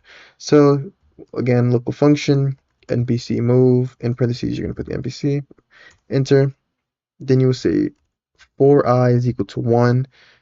That's where you're going to start because the whole point is you should start at checkpoint 1, comma, very important, you're going to say workspace. You're going to reference your checkpoints, right? You're going to say workspace.checkpoints, get children. What this is going to do is, this is why it's very important that you have every single checkpoint in here. It's going to get the total number of checkpoints. This loop is only going to run the total amount of checkpoints you have, right? So make sure the only things you have inside of here are checkpoints, or else you will get an error. So since I have, I think it's a total of 18 checkpoints, it's going to run 18 times, right? Maybe different for you. Then comma 1, enter. Then we will start at checkpoint 1. So we will say checkpoint number is equal to 1. Then we will say NPC dot humanoid move to. Oh, by the way, that reminds me actually. Make sure NPCs have humanoids inside of them. If they don't, just plus icon, enter the humanoid. One other thing, make sure your humanoids have animators inside of them. So just hit the plus icon and then just type animator and stuff. Make sure the humanoids have animators inside of them for our animations. Since doing it the old-fashioned way is considered what's the word? Not deferred.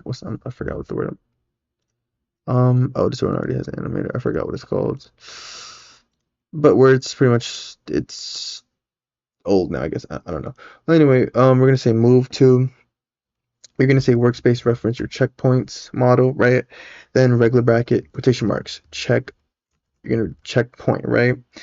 Then you're gonna go on the outside the quotation marks dot dot, and then you're gonna say checkpoint number, right? Remember, this is gonna go 1, 2, 3, 4, 5. It's gonna keep going until it reaches the end. So that's why I said it's important that it's imperative that you name them exactly as I named them, because then it's gonna go checkpoint 1. Okay, now to checkpoint 2, right?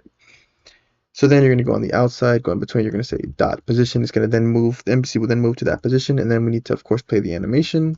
So AT is equal to NPC dot humanoid dot animator load animation. Then you will say npc dot walk animation, right?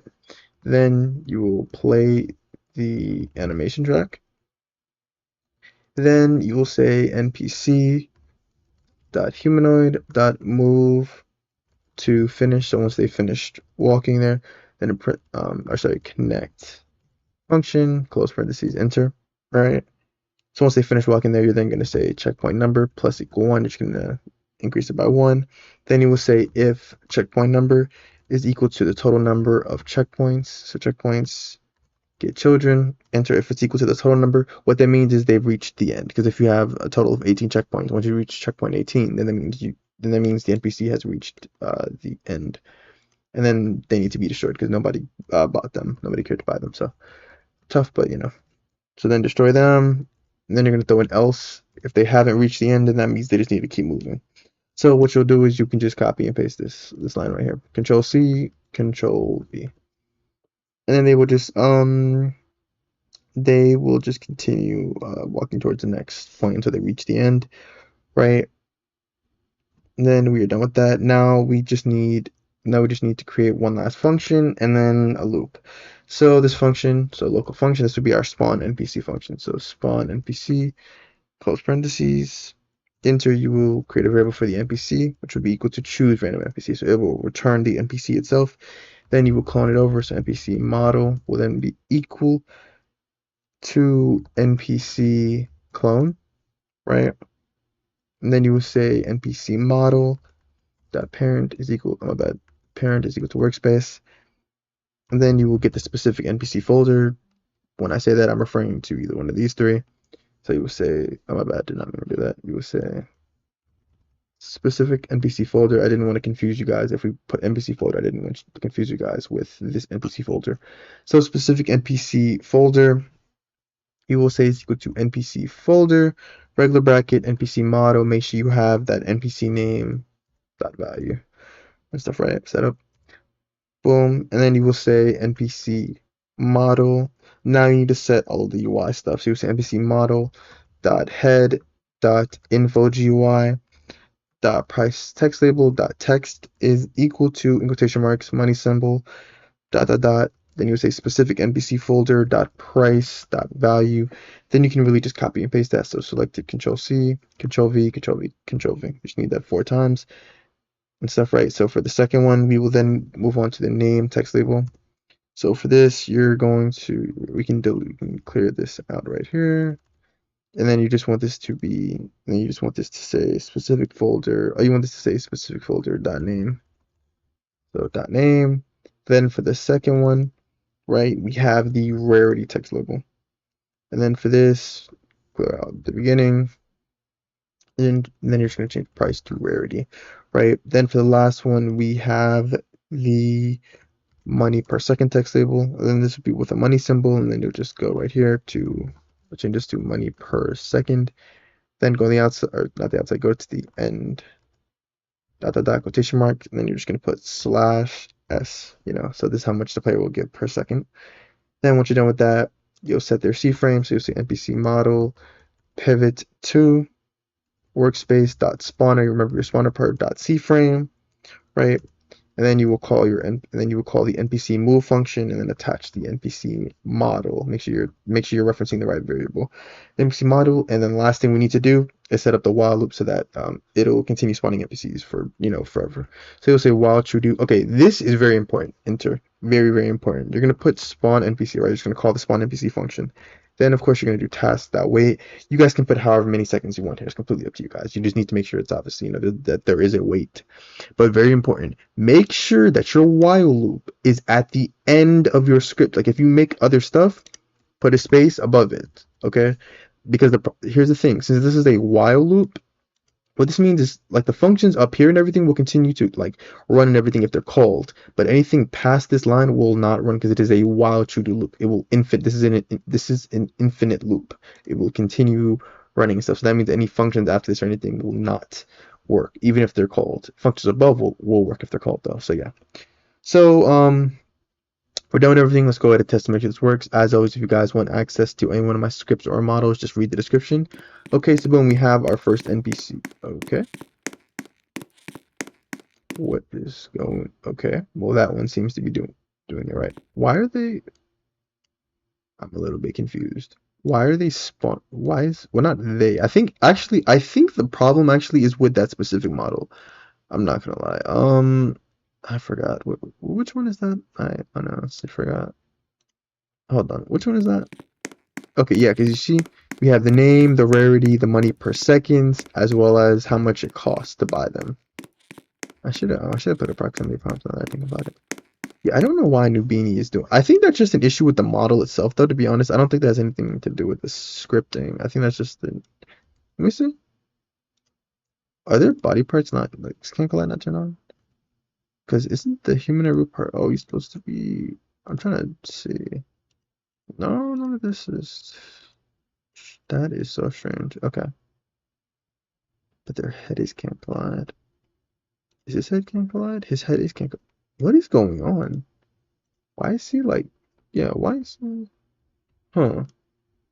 It's very strange because the spawner can't collide is disabled. So I wouldn't see why he's. I don't understand why he's not spawning regularly. It's very strange, I'm not gonna lie. It's very strange. I think it's a problem with the rig because when I tested it before, it was working just fine. So what I'm gonna do is I'm just gonna replace this rig with a default rig just to test it. So I'm just gonna drag and drop everything. So the NPC name, the walk animation, as well as the info GUI. I'm gonna drag all of that into the new rig I just created. We're going to delete that old rig, right? And then I'm just gonna oh, I was like, where did it go? Okay. So NPC name. Okay. So then I'm gonna set the new adorning. Okay. So I'm just gonna put this inside of the new one and stuff. You guys should be good to go. I don't know why it was doing that. Yep, see, there we go. It works perfectly fine now. Yeah, it was just something wrong with that rig. So as you guys can see, the animations are playing. We have the name of the units, their rarity, how much money you get per second, how much it costs for them, and then once they reach the end, as you guys can clearly see, they are destroyed if nobody comes to claim them and stuff. We also have our leader stats in the top right, and then as you can see, if I go to the server side and then change how much money I currently have to like 105, you will notice on the client side it updates. Boom. So yeah, so that is part 2. Part 3, we will make it so that you can claim them and they can come to the platforms and they'll come to the platforms and work for you and make you money and everything like that. So yeah, if you guys want part 3, just show this video love and support now, and I got you guys and stuff. So yeah, thank you guys for all the love and support you've been showing on the channel. Like I said, if you're interested in this scripter model or any of my other scripture models, just read the description on how to get access. And yeah, if you enjoyed the video, definitely leave a like and subscribe if you're new and stuff. I will continue the series so long as it continues to receive love. So yeah, I will see you guys in part 3. Thank you guys for watching. Yo, what's good with y'all? Today's video, I got part 3 of how to make a brain rot. Guys, for the love of God, please, please, please, please, you guys need to be patient, okay? Please be patient, because like I get it, y'all are enjoying the series, and it makes me happy to see that y'all enjoying the series, but please be patient, y'all. Y'all have been spamming the comments and stuff, right? Keep in mind, look at when I'm recording this video, right? I didn't record this like a week before it aired, like and stuff, right? So when y'all keep asking me when the video is gonna drop, I don't know because I haven't recorded it as of yet, like when y'all are asking and stuff. But anyway, so in part 3, I fixed a couple issues and stuff that people brought up. One, bases not being locked for players who joined after. It was pretty much if, like, let's say you lock your base, but then another player joins the game after you already locked it and stuff, it wouldn't be locked for them. I fixed that. I fixed bases still being owned by the player after they leave. When the player leaves, obviously we want to reset the base back to having no owner and destroy all the stuff. Units cannot be bought. The units that walk across the carpet, they cannot be bought, cannot be purchased. They'll walk from the carpet to your to any available platforms. It also checks to ensure that you have an open and available platform so that you can't have like 10 platforms and then try to buy 11 units and stuff, right?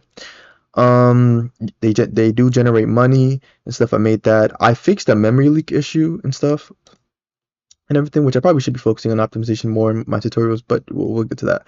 But anyway, I did fix a memory leak. So this addresses any issues because I've gotten reports from different people saying that they had issues where, like, for some reason the NPCs would be walking on the carpet and like they would just randomly stop or freeze, or like their movements would do unexpected things. Pretty much it just didn't work the way it was supposed to and stuff, right? Now, if you just did it wrong and you had errors and stuff, this doesn't apply to you. But for, like, if you did it right and like the NPCs were like stopping or freezing or whatever just randomly and stuff, like it was working for 1 second and then stopped the next, this should fix that issue and stuff. Because I really, it was like a memory leak issue where I was calling a function to like multiple times and stuff, like all at once. So this should fix an issue. The fix, I will say, does make their movements, like, they move normally, but they do kind of take like a pause every time they reach a checkpoint. But I don't really think it should bother y'all that much. I'm pretty sure y'all would rather have this than them moving all weird like. But anyway, let's go ahead and get straight to the video. So like I said, this part 3 focuses on units now being bought and stuff. You can now purchase units and they can make you money and you can collect said money. Part 4 will probably handle stealing NPCs and stuff. So like the introduction to the bat system, so you can like hit players, and then the ability to steal NPCs. Okay, so for the first thing, we're going to create some things before we get into the actual scripting. So you're going to want to open up your workspace. You're going to want to do this for every single base you have, right? So you're going to open up your base, right? You're going to want to open up the platforms you have, right? And then, oh, I didn't delete those. Oh, well, that's great. Well, regardless, so pretty much what you're gonna want is you're gonna want to go into every single platform. You're gonna want to insert a string value called current unit, right? Current unit, and then you're gonna set this value to none, similar to how we do the owner value, like literally just like the owner value, right? So this is how we'll know if a unit is currently being or if a platform currently has like is currently storing a unit and stuff, right? So you can just copy this and paste this into every single platform. Now make sure you're pasting this into the platform model, not the platform part, the platform model, right? So make sure you do that for every single platform model inside of every single base you have, right? Because I can already see people forgetting to do that. So once you do that, we're done. We're done there. Then we're gonna go to our NPC folder. You're gonna open up all your rigs and stuff. I already have mine open, but yeah, so you're just gonna open up all your rigs, right? Um, and then I'm gonna insert first. I'm gonna insert a string value, right? The string value is gonna be called status and stuff, right? By default, you want to set this to inactive. We're gonna keep track of the NPC status and stuff, so pretty much like we're gonna set their status to active when they are standing on a platform so that they can generate money. And the way we're gonna keep track of how much money the NPC has generated, we're gonna insert a number value into the rig. And you're simply just you're gonna name this money, and then you can just leave the value set to 0, right?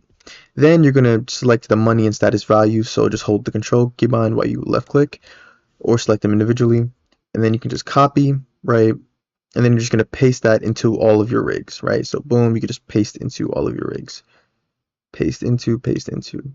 Very simple, right? So boom, we're done with that, right?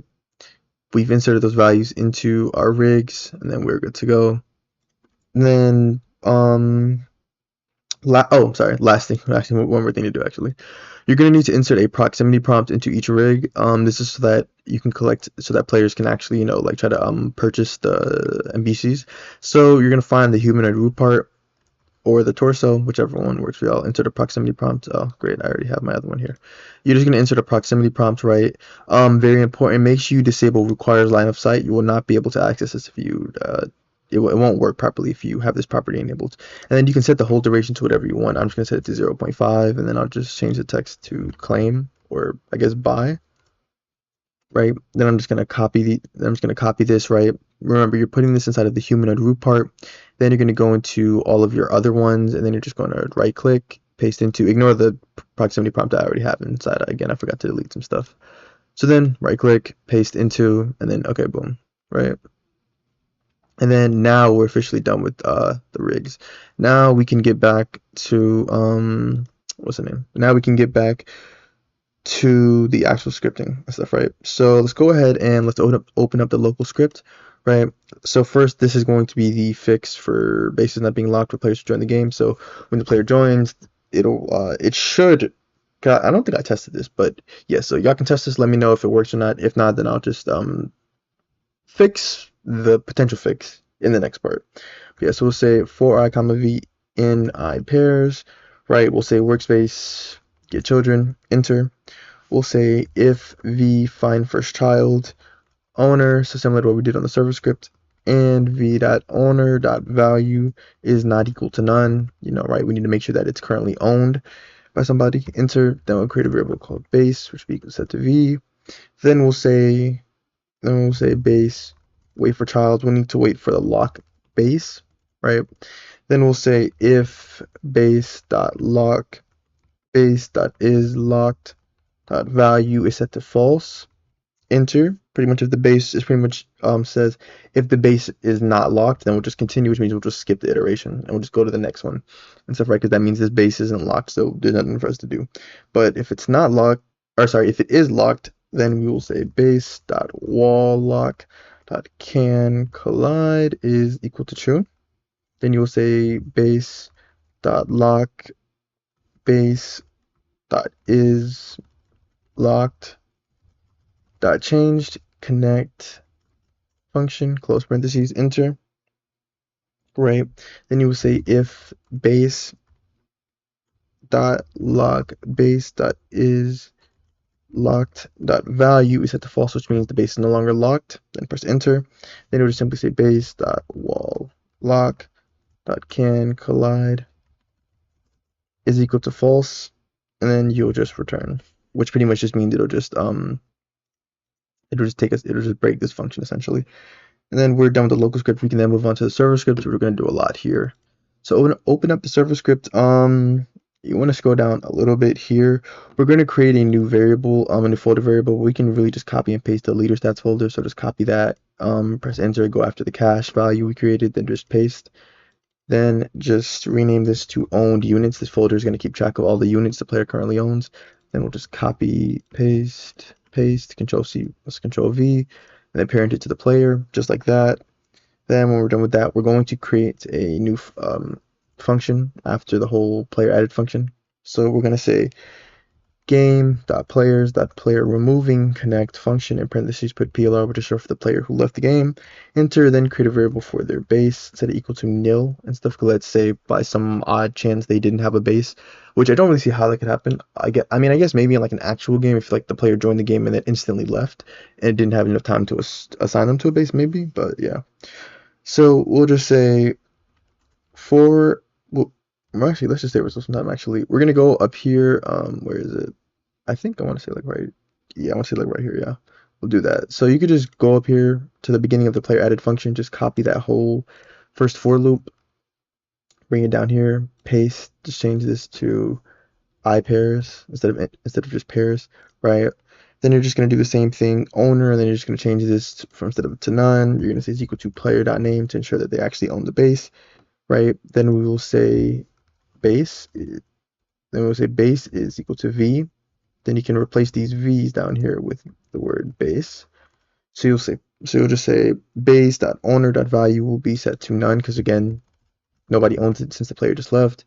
And then you'll just set the text to empty base, right? And then there's no need to add a break because there should only be, if a player does own a base, it would only be one, so it would only find one match. So then you're going to skip two ends. You're going to go after that for loop. Then you're going to say if base, enter. So if the player does have a base, then you'll use another for loop. You'll say for I v in I pairs, and you will say base get children, enter, right? So we're just going to get all of the base's children because we're trying to get the platforms. Then we're going to say if string.find v.name, comma, then in quotation marks you're going to put platform. It is very important that it's spelled the same way you have it here, right? This is so that it will get all the platforms, platform 1, 2, 3, 4, 5, 6, etc., right? We're going to get all those platforms. Then press enter, then you'll create a variable for our platforms. You will say platform is equal to v, right? Then from there you will say platform dot current unit. Remember we just created that value. That value will be set to none, right? And you will say platform dot collector, and then we will reset the collector GUI. We will say collector GUI dot collect text. Text label dot text is equal to blank, and then we can really just copy and paste this. So just select it, copy, and then just go after that, Control plus V, paste it, and then we will change the collect text label to the money text label, right?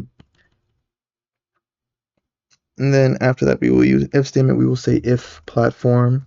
You'll just say if platform find first child rig. This is why I said it's important to just name them all rig. That means that they currently have a unit. If it does have a unit, then of course we want to do two things. We want to first say platform.rig.status.value is equal to inactive. This is so that it'll cancel the while loop that we're going to create in a little bit and stuff that generates the money. And then we'll wait 1 second so that it can do that. It can cancel that out. So wait 1 second. Then we will destroy the rig. Platform.rig destroy. Right. So this clears out any NPCs the player had working for them and stuff. Right. And then boom, we're done with the whole fixing bases that are still being owned by the player after they leave. So then we're gonna scroll down to after the where's the NPC? Oh yeah, you're gonna scroll down to the NPC move function, right? You're gonna scroll down to the NPC move function. So this is right here. This is what I was looking for. So yeah, this I realized this was the reason as to why the NPCs are moving so weird and stuff, is because pretty much this was being called like however many checkpoints you have. I have 18 checkpoints. This function was these functions were, or this function I should say, was being called 18 times. So it was pretty much doing all of this 18 times all at once. Like there was no wait and stuff. So I realized it's actually pointless. There isn't a loop. There is no reason to have a loop. So you guys can just clear out the for loop. So just delete the whole first line for the for, then just delete one of the ends and stuff. Now be very specific. Do not touch these ends, right? You can either take away the last one or the middle one, right? I'd recommend just taking away the middle one. And then you can just select this, right click, and then just format selection, and then it'll format your code for you, right? So this is so that it only needs to go once, because I realized this is how the movement starts, and then this function will just handle the rest of the movement. So there's no need. So this should address the memory issue, which hopefully should fix the any issues anybody was having and whatnot. But yeah, so we'll just say move to checkpoint, and then we have our animation track AT play. We only play the animation track once now. Then the move to finish function. I believe, yeah, everything stays the same for this except one last thing. We just gotta add an if statement here, right? So before we increment the checkpoint number, we're simply gonna say if NPC find, so if NPC first, we gotta confirm. So find first child humanoid root part, and then you say and NPC dot humanoid root part dot proximity prompt dot enabled is equal to false. Oh my bad. Two equal signs is equal to false. And so pretty much what this means is, right, if the proximity prompt is disabled, what that means is someone just bought the NPC and stuff, right? So what this means is you want to cancel them like walking to their destination and stuff. Like that's gonna stop. And so because we don't want them to, because that means it's gonna stop them from walking down the carpet, because now we're gonna redirect their movements to walking towards the player's platform on their base. So then you will stop the animation track, and then you will just return, and then it'll end everything and stuff. So yeah. Then after that, in between the NPC move function and spawn NPC function, we're going to create the generate money function, right? So we're just going to say local function, just going to say generate money, right? In parentheses, you're going to put specific NPC folder, comma NPC, comma assigned platform, right? Those are the three things we're going to need. Then press enter. Then you're going to say NPC, remember we had the money value, so you're going to say dot money dot changed connect function close parentheses enter. So whenever the money value changes, you're going to say assign platform dot collector what is it called, collector GUI dot money text label dot text is equal to, then the money symbol in quotation marks, dot dot dot, and you're going to say npc dot money dot value, right? You're just going to update that anytime it changes. Then you're also going to say assign platform dot collector dot touched connect function, in parentheses put hit, then enter, right? So pretty much just whenever a player is trying to claim their money.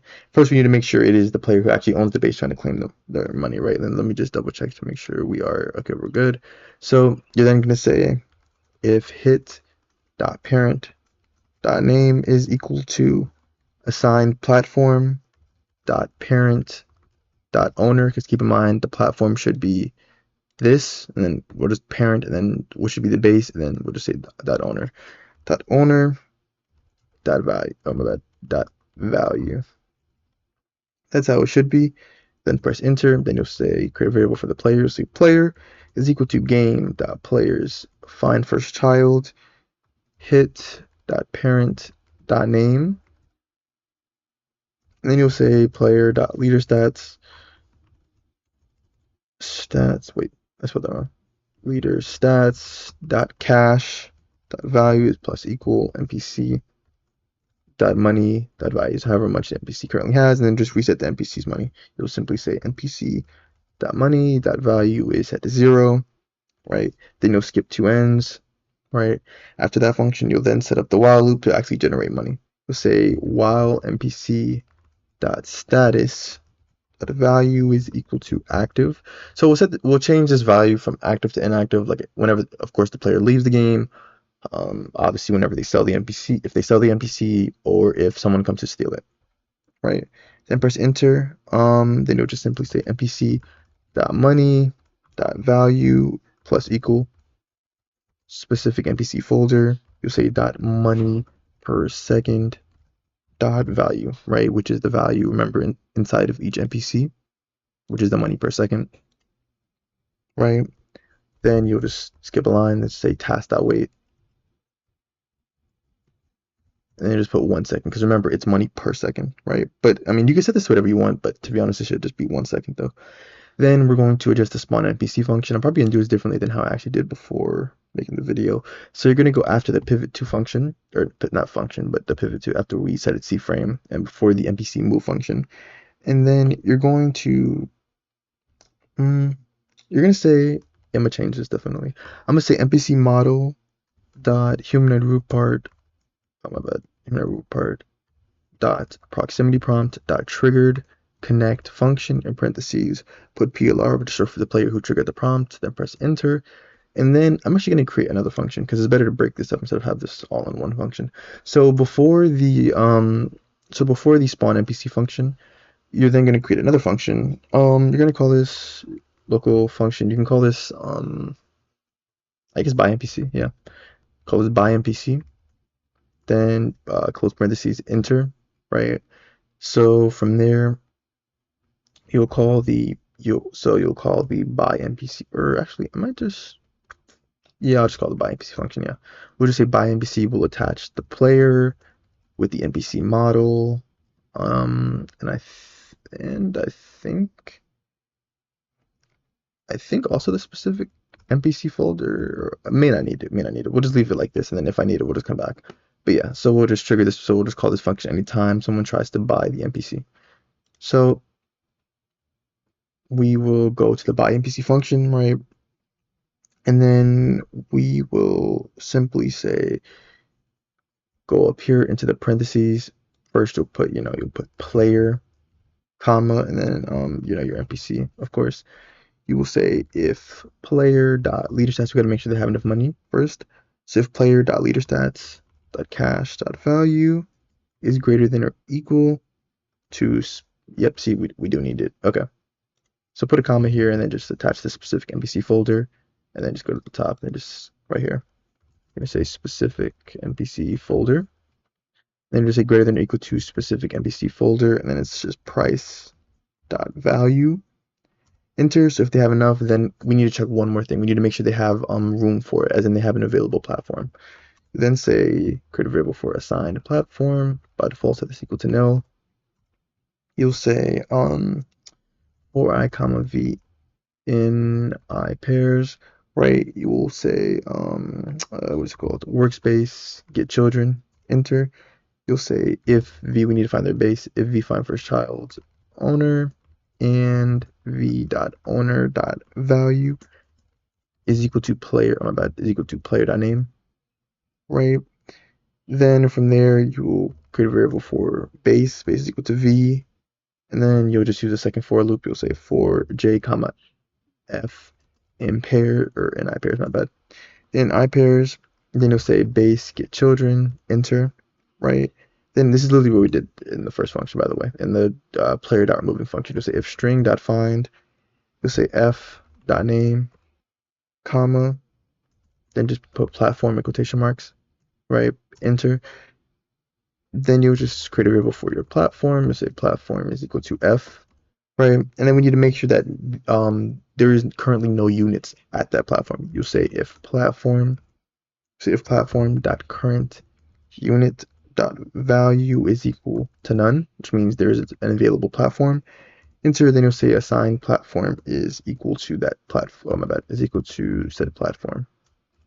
And then we can just break the function out there, or well, the loop, I should say, since there's no need to look for any, right? So then we're done. Ask for how many ends we're going to skip. You just click the arrow right here at the beginning of the for loop. Click the end right here after the whole for loop. Just go after that. So pretty much before the last two ends, and then you're just going to say if assigned platform is equal to nil, which means it was not able to find any available platforms. Then press enter. Then you just return, right? because that means the player has enough money, but they don't. Fortunately, they do not have a platform open, right? Then from there, you will say npc.parent will reparent it to the assigned platform. Then you will say npc.humanoid part dot proximity prompt dot enable will be equal to false because obviously a player just bought it. Then you will say assigned platform dot current unit dot value is equal to npc dot npc name dot value, right? Then after that, you're going to say player dot leader stats dot cache dot value is less than or equal to specific npc folder dot price dot value, right? Then from there, you're going to create a new unit value to put instead of the own units folder. Say local unit is equal to instance.new. This will just simply be a string value for now. I might change this in the future, but for now, we'll just make it a string value. So you'll say unit.name is equal to specific npc folder.name, and then the value will be the same thing. Unit.value will be specific npc folder.value. And then, of course, you'll just say unit.parent is equal to player.owned units, the owned units folder. After that, you will then make the npc move.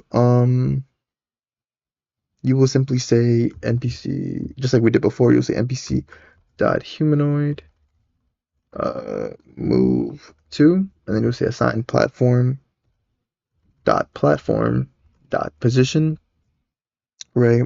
Then after that, we will do the whole animation track thing. So at is equal to npc dot humanoid dot animator load animation in parentheses, and then you're just going to say npc model or npc dot walk animation place at animation track. Then after that, you're going to set up the function. You're going to say npc dot humanoid. You're going to say dot move to finished connect function close parentheses enter. Once that's done, you're going to say at stop. You're going to stop playing the animation track because that means they've reached the platform. Now, this is very important because you will probably have to change how this works. So you will say npc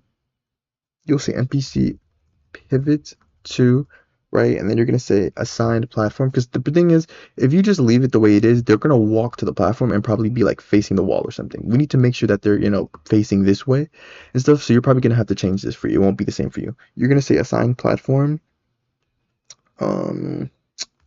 platform dot c-frame times c-frame dot new. So depending on how tall your models are, you might have to like make it so that like it kind of like pushes them above the platform a little bit, and then they'll just like it kind of like makes them jump essentially, and then they'll just come back down so that they're like standing on the platform and not like colliding with the platform or anything. So to say -1, 2, you could probably change that to 1 and stuff. You guys can play around with these numbers and stuff.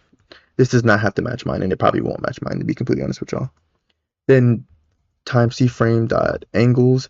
Again, this will definitely not match mine. So for me, I had to do 0, math dot rad, which is short for radians, and then I did 180, 0.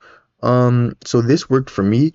This made it so that the NPCs face face forward, face the right direction. It probably won't be the same for you. So here's the thing.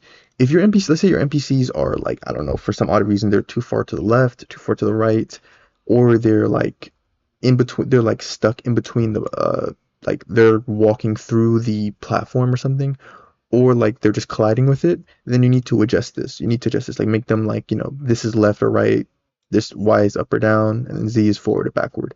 So you can adjust that, right? Now, if the problem is they're rotated the wrong direction, if they're facing this way, the wall, or just whatever wrong direction, you need to adjust this. It may not be your Y value. You may have to adjust the X. Now, if you adjust the X, you're going to do math.rad. But just know whatever you adjust, leave the other values to 0. Oh my bad. Leave the other values to 0. So pretty much if you're adjusting X, you would replace this with 0 and then put math.rad, and then in the parentheses you would put whatever your value is, right? So yeah, you would just adjust this value until they're rotated. Like this c-frame.angle, consider this to be rotation. This is how you're rotating the NPC to make sure they're facing the right direction. That aside, I just wanted to explain that because I know people will be confused about that.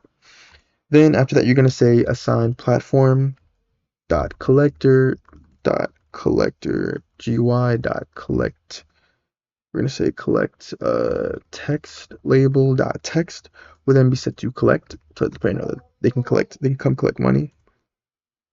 Then you'll say npc dot status dot value is equal to active, because that means the npc is now making money.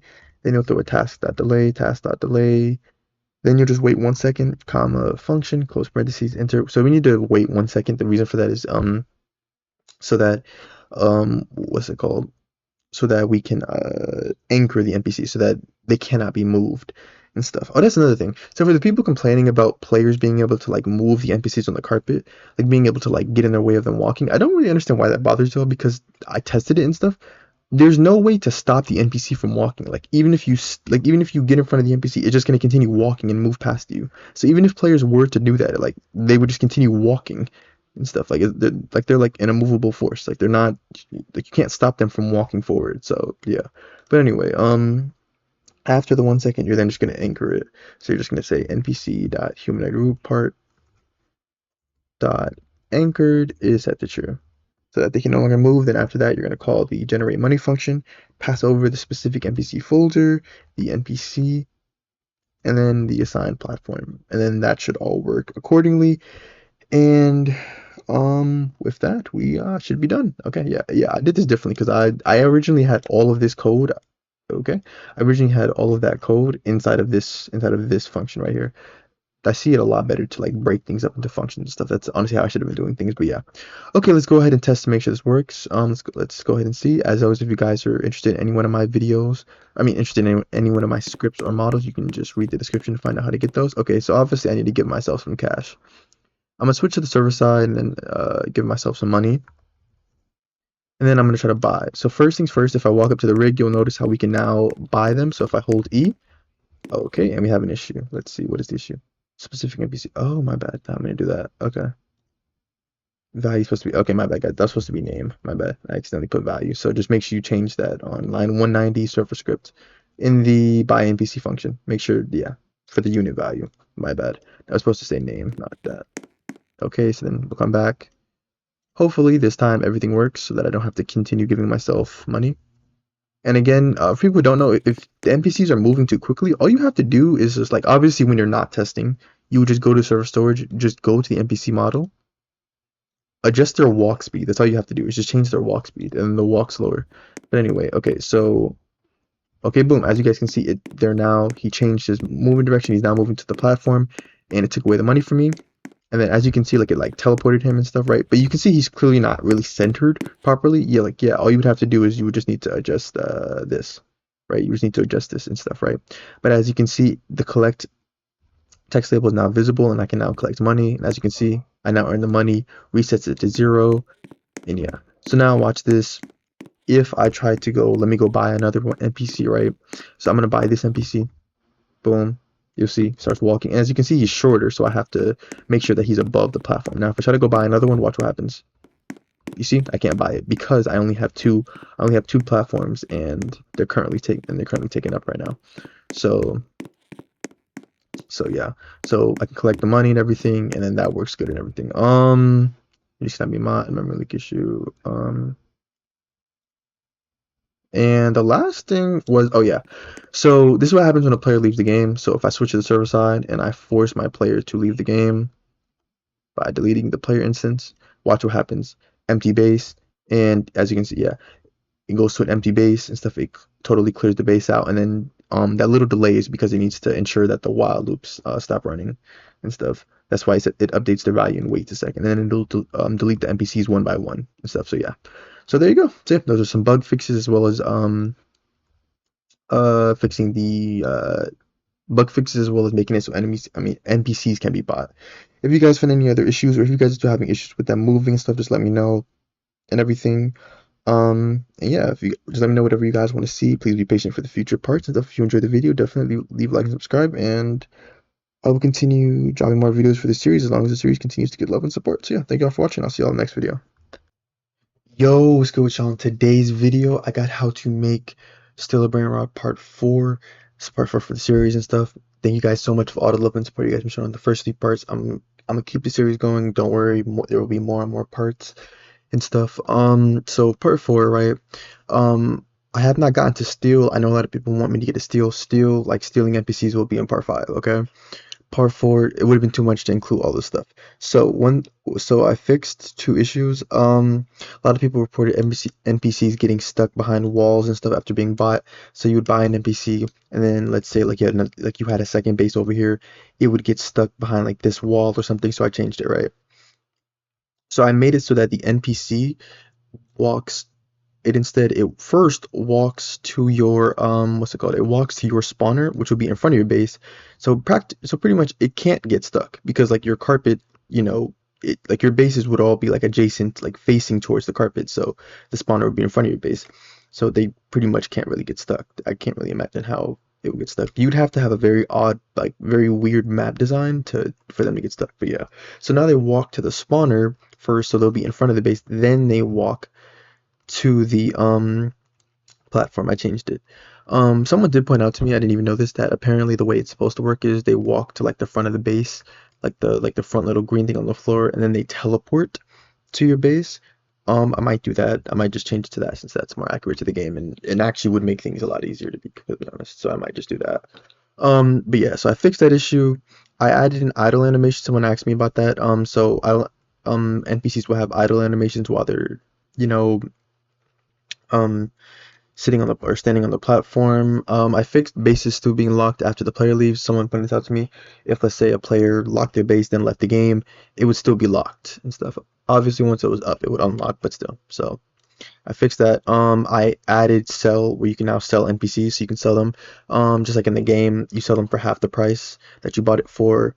I made it so a lot of people, and I mean a lot of people, asked me about this stuff, and I'm honestly glad. Thank you to everyone who did ask me about this, because it was a teachable moment for me. I did not know about using the physics service um to change collisions and stuff, but yeah.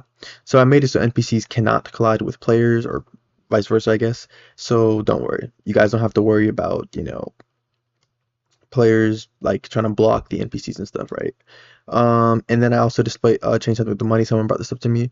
Um, Again, learned something new. Thanks to you guys. So now if it's like, you have like 1,000, it'll say like 1 point whatever K.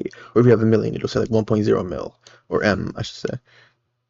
But yeah. So let's go ahead and get straight into the video. Okay, so first thing first, I didn't change much outside of the scripts.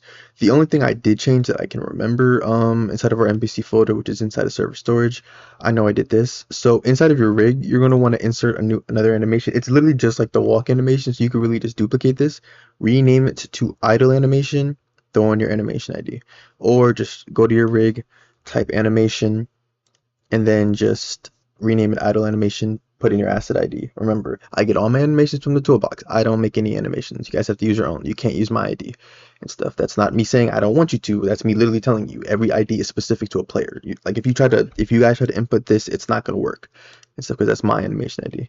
But anyway, so yeah, make sure you do that, and again, make sure you do that for every single rig you have, right? In idle animation and stuff.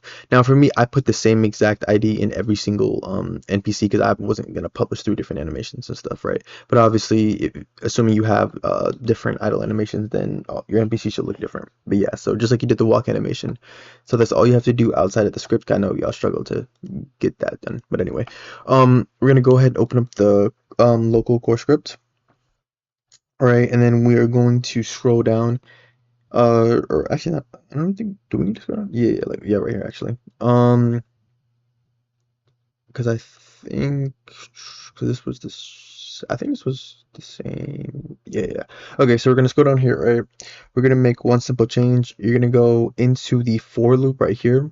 You're gonna go after the do, so press enter, and go right before this, and then you're gonna say if base dot lock base dot is locked dot value is equal to false, enter, then you'll just say break. What this pretty much does is, let's say this is the account for the fix I mentioned about making it so that if a player leaves, it'll unlock their base. So let's say a player, the player left and their base is it's unlocked for whatever reason, it's going to instantly break out of the loop and then make it so that the lasers disappear and that players can walk into the base and stuff like that, right? So added that, yeah, just move that right there, and then we added a new event. Okay, so you're gonna go right here, press enter. You're gonna say else if event type is equal to, in quotation marks, you're just gonna put unlock base, enter, right? So for this, you're just going to create a variable for the base. It's similar to the lock base function. So base is equal to arg1, right? Then you can just go ahead and just literally just copy this, everything from the for I loop and like the last three things. So just copy and then paste. I think that's literally the same. Yeah, I think it's literally the same thing. Yep, yep, yep. Literally just that. So then that's what you're gonna do for that function, or that event, I should say. Then after that, you're gonna come down here. We're gonna modify this a bit. We can really just delete it actually. One second thought. So we're gonna change this so that it displays differently and stuff. If you don't want it to display differently and you want it to display like this specific number, like down to whatever, rounded to whatever and stuff like that, then you can just leave it as is. This is an optional change, but this is what most popular games use and what Steal a Brainrot uses. So we're gonna put amount in the function, right? This is gonna be the new amount it just changed to. So you're gonna say if amount is greater than or equal to 1e6. I'm pretty sure this is like 1e to the 6, which is it's like a math thing. This pretty much is just a very big number. Enter, so this goes for thousands, or sorry, not thousands, millions. So you're going to say core GUI dot money text label dot text is equal to string dot format. Make sure you're getting everything right here. Quotation mark, percent symbol dot 1 lowercase f uppercase m.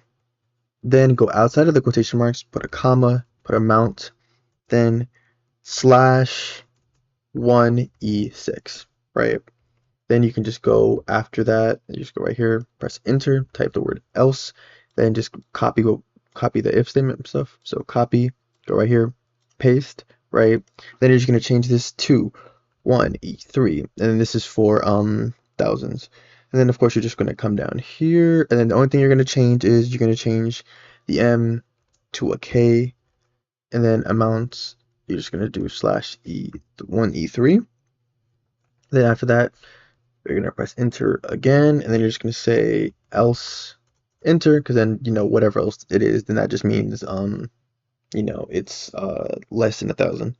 Then you'll just simply say what we had before: core GUI.moneyTextLabel.text is equal to, in quotation marks, money symbol dot dot dot amount, right? So boom, just like that. That's the changes. That's the money display adjustments and stuff, right? So it looks nicer now. Go ahead and open up the server scripts. Definitely made a lot of changes here. So go right here, go before the variable for the remote event. So press enter. You're going to create a variable for the physics service. So you're going to put PHS is equal to game get service physics service, right? Then after that, we're going to create a new function, right? We're going to make a protect the call function. So pcall function, close parentheses, enter. Probably would be for the best to like use a while loop to ensure that this runs, but I don't think this could fail, to be honest. I don't think it's really a need. Well, anyway, PHS, you're going to say PHS. So here's how we do the whole collisions thing. This is honestly very cool to me. This is how you can make it so that NPCs can't collide with players, or just in general, if you would just want to learn how to make certain things not collide with certain things without like actually, changing the can collide properties. You're going to change the collision group. So you're going to say you're going to say register collision group. You're going to create a new collision group. By default, there is a default collision group. If you open up your rigs, right, and if you click any one of the parts, you'll notice that its collision group by default is set to default, right? And you can't, and don't manually change it. Like, you have to do this via the script, like how I'm doing it. So we're going to register two new collision groups: players, which is of course going to be for players, and then we're going to make one for NPCs, and then enter, and then paste, right? And then for the second one, you're just going to say NPCs, capital NPC, NP and C, and then S is lowercase. Then after, go outside of the function, and then you're just going to say PHS, I believe it's, yeah, collision group set collidable, and that's what it is, set collidable. Then you're saying quotation marks, you're going to say players. Again, make sure it matches exactly what's right here. Well, exactly what's right here. So players, so you're just going to say players, NPCs, comma, false. Pretty much setting it so that players and NPCs cannot collide, right? Then you're going to go down here. Was it this one? Yeah, it was this one. You're going to skip 3 ends, right? You're going to skip 3 ends. And then you're going to create a second for loop. You're going to say for j comma f in I paired. You're going to say base get children. Enter. You're going to say if string dot find. Then you're going to say f dot name comma in quotation marks platform. Remember, just finding a platform. We did this before. Then press enter. Then you're going to create a variable for said platform. Platform is equal to f. If you're confused about what's going on, just go here. We're getting the children of the base. We're finding all our platforms. This is, our platform models, right? Then after that, we're going to say platform. Oh, if you're confused what I'm doing, I'm setting up one main function for each basis collector because I realized, again, fixing memory issues. I realized not like my memory. I'm talking about like the game memory and stuff. Pretty much I was creating a collector function every single time there was a new NPC. There's no need to do that. We only need to create the function one time. So we're just creating this up here. So just saving resources. So we're going to say platform dot collector. This is the parts. You're going to say dot touched connect function. Oh, that function, close parentheses, enter. Okay, so actually, my bad. We were actually supposed to copy and paste this. Scroll all the way down. You're looking for the collector function right here. So it should be inside of the generate money function. You're looking for this right here. So go ahead and you can cut or copy and then delete it. So boom, we no longer need that. Then you're going to scroll all the way to the top, exactly where we just were, and then I could just replace this. So you could just paste, right? And then obviously it's going to give you an error. So you're just going to change assign platform to platform, and then just Control C, Control V, and then player, and then we're going to need to get the NPC. So I think, hold on, hit parent name. Oh yeah, right. I did need to check one more thing. So we're gonna go here, and then you're gonna say and platform dot current unit dot value is not equal to none. It's pretty much to make sure that there is currently a unit there, right? So then you could just press enter right here. So after you get the player, you're then going to create a variable for the NPC. You're gonna say NPC is equal to platform find first child rig, because remember it should be named rig and it should be parented to the platform, right? And then we have our player plus equal npc.money.value, and then that remains the same. So yeah, so we just leave that. Then we go down here, we modify the, no, not this function, the player removing function. Again, this is for the to ensure that the base is unlocked. So you're gonna go right here. So I think it's like, yeah, I think it's like right here. Yeah, right. So you're gonna go, wait, is it before the three ends or yes, before the three ends? Okay. So you're gonna go, yeah. So before the third to last end right here. You're gonna go, yeah, before the third to last end right here. And then you're going to say, or wait, no, because that's a new, wait, that's an if statement. I'm trying to think. Hold on. No, actually, yeah, that's wrong. You're going after the for, yeah, okay, my bad, guys, my bad. Okay, so click the arrow right here, right? And then you're going after. So before the second to last end. You're then going to say if base dot lock base dot is locked dot value is equal to true. Enter. Then you're just going to say core event fire all clients in quotation marks on log base. Make sure you type that correctly. Comma send over the base. Then after that, just set the value base dot lock base dot is locked dot value is equal to false. Right? And okay, there we go. Yeah, there we go. That looks right now. So yeah, and then that'll just unlock the base whenever the if a player is to leave. Then we'll go down and we will go down to the NPC move function, right? So look for the NPC move function. So this is the fix to NPCs getting stuck behind the wall. So what I did was you're gonna go right here. You're gonna put reached in here. Or wait, actually no, sorry. This isn't the fix for it and stuff. This isn't the fix, but this is a general thing that might be able to help some people, because I know some people are still having issues with like NPCs getting stuck. Only like a few people have still reported it, but this should help. I think because like reach was like failing. So you're going to pretty much go after the return. You're gonna say else if not reached, enter, because this function for some odd reason can I didn't know this can be triggered even if the NPC does not reach the final destination. So you're gonna say not reach, which means that the NPC was unable to reach their destination. If that's the case, then return. That should prevent extra like it calling it extra times when it's just not needed to and stuff. But yeah, so that was all we had to do there. Then we go down to the generate money function, and this is where this is where I feel like I'm missing something. Oh, right. We just took it away. My bad. I was so confused. I'm like, well, we're missing a whole function. Okay, I forgot we took that away. I was like, what? I was like, what is going on? Okay, so you're gonna go right here, right? After the generate money, the whole calling the function, press enter. So before the npc.money.change function, you're gonna set up the idle animation. We're gonna play this when we start, generating money. So we're just gonna say idle at is equal to npc.humanoid.animator load animation parentheses. You're just gonna say specific npc folder, or no, sorry, you're gonna say npc dot idle idle animation. Then you're just gonna say idle at play. Right, make sure the animation priority is set to idle, of course. Then we're gonna also update, because we're also setting up this self system. So we're gonna say npc dot humanoid root part dot proximity prompt dot action text is equal to sell, so that the player can sell. And then you can just copy and paste this, control C, control V. Then you're just going to go right here, delete the action text, and then just say enabled is equal to true. Right, and then we deleted that function already, and then, okay. So yeah, from there, we should be good to go. We're done with this function.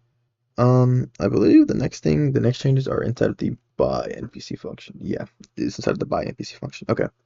So I changed the way things are going to work. So for the unit value we create, that we're storing inside the player that owned units folder to keep track of the units we currently have, we're going to change this.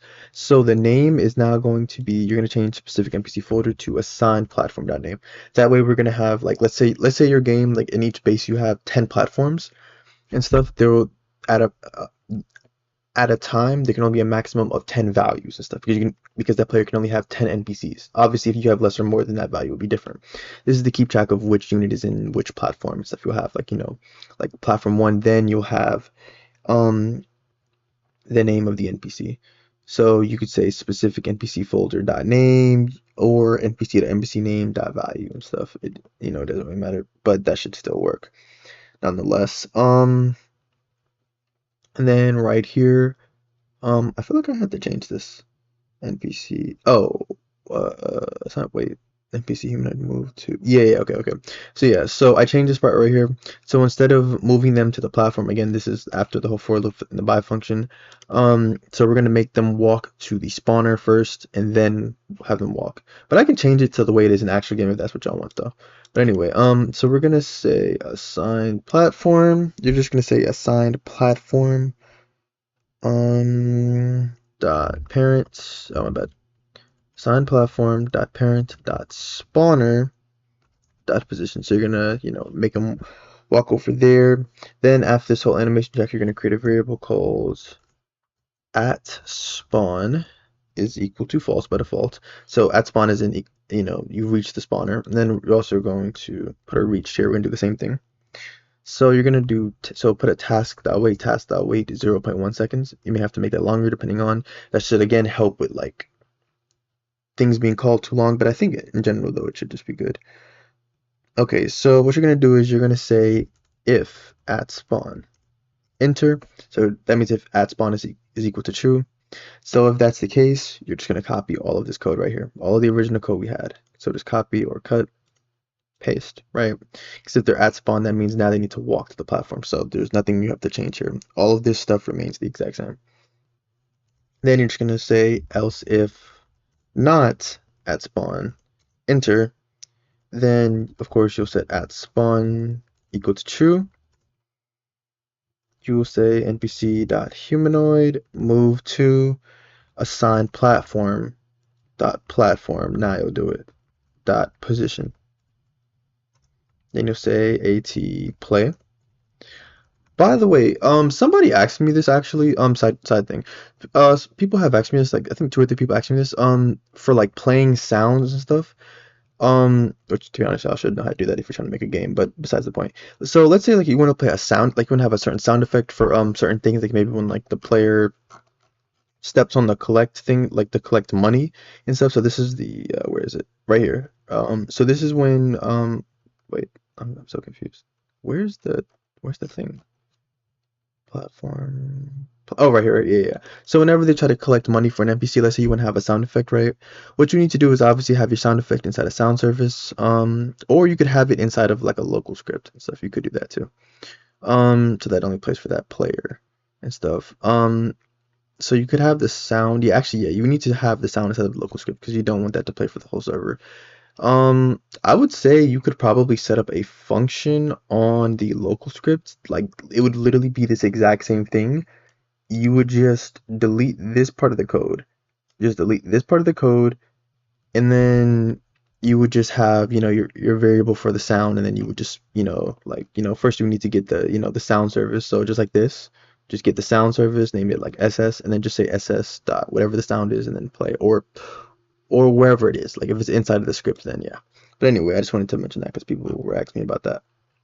But yeah, so we do that, we do all that, that's great. And then we're done there. Okay, we're done with the buy NPC function. We scroll down to the spawn, or not spawn NPC, sell NPC, which we have to create. So it's going to be in between spawn NPC and buy NPC. So, let's go right here, press enter, and then you're going to create a new function. Local function, sell NPC. In parentheses, you guys already know the drill. Player, NPC, specific NPC folder. Let me just make sure we're good. Okay, we're good. Let me lowercase that. Okay, then press enter.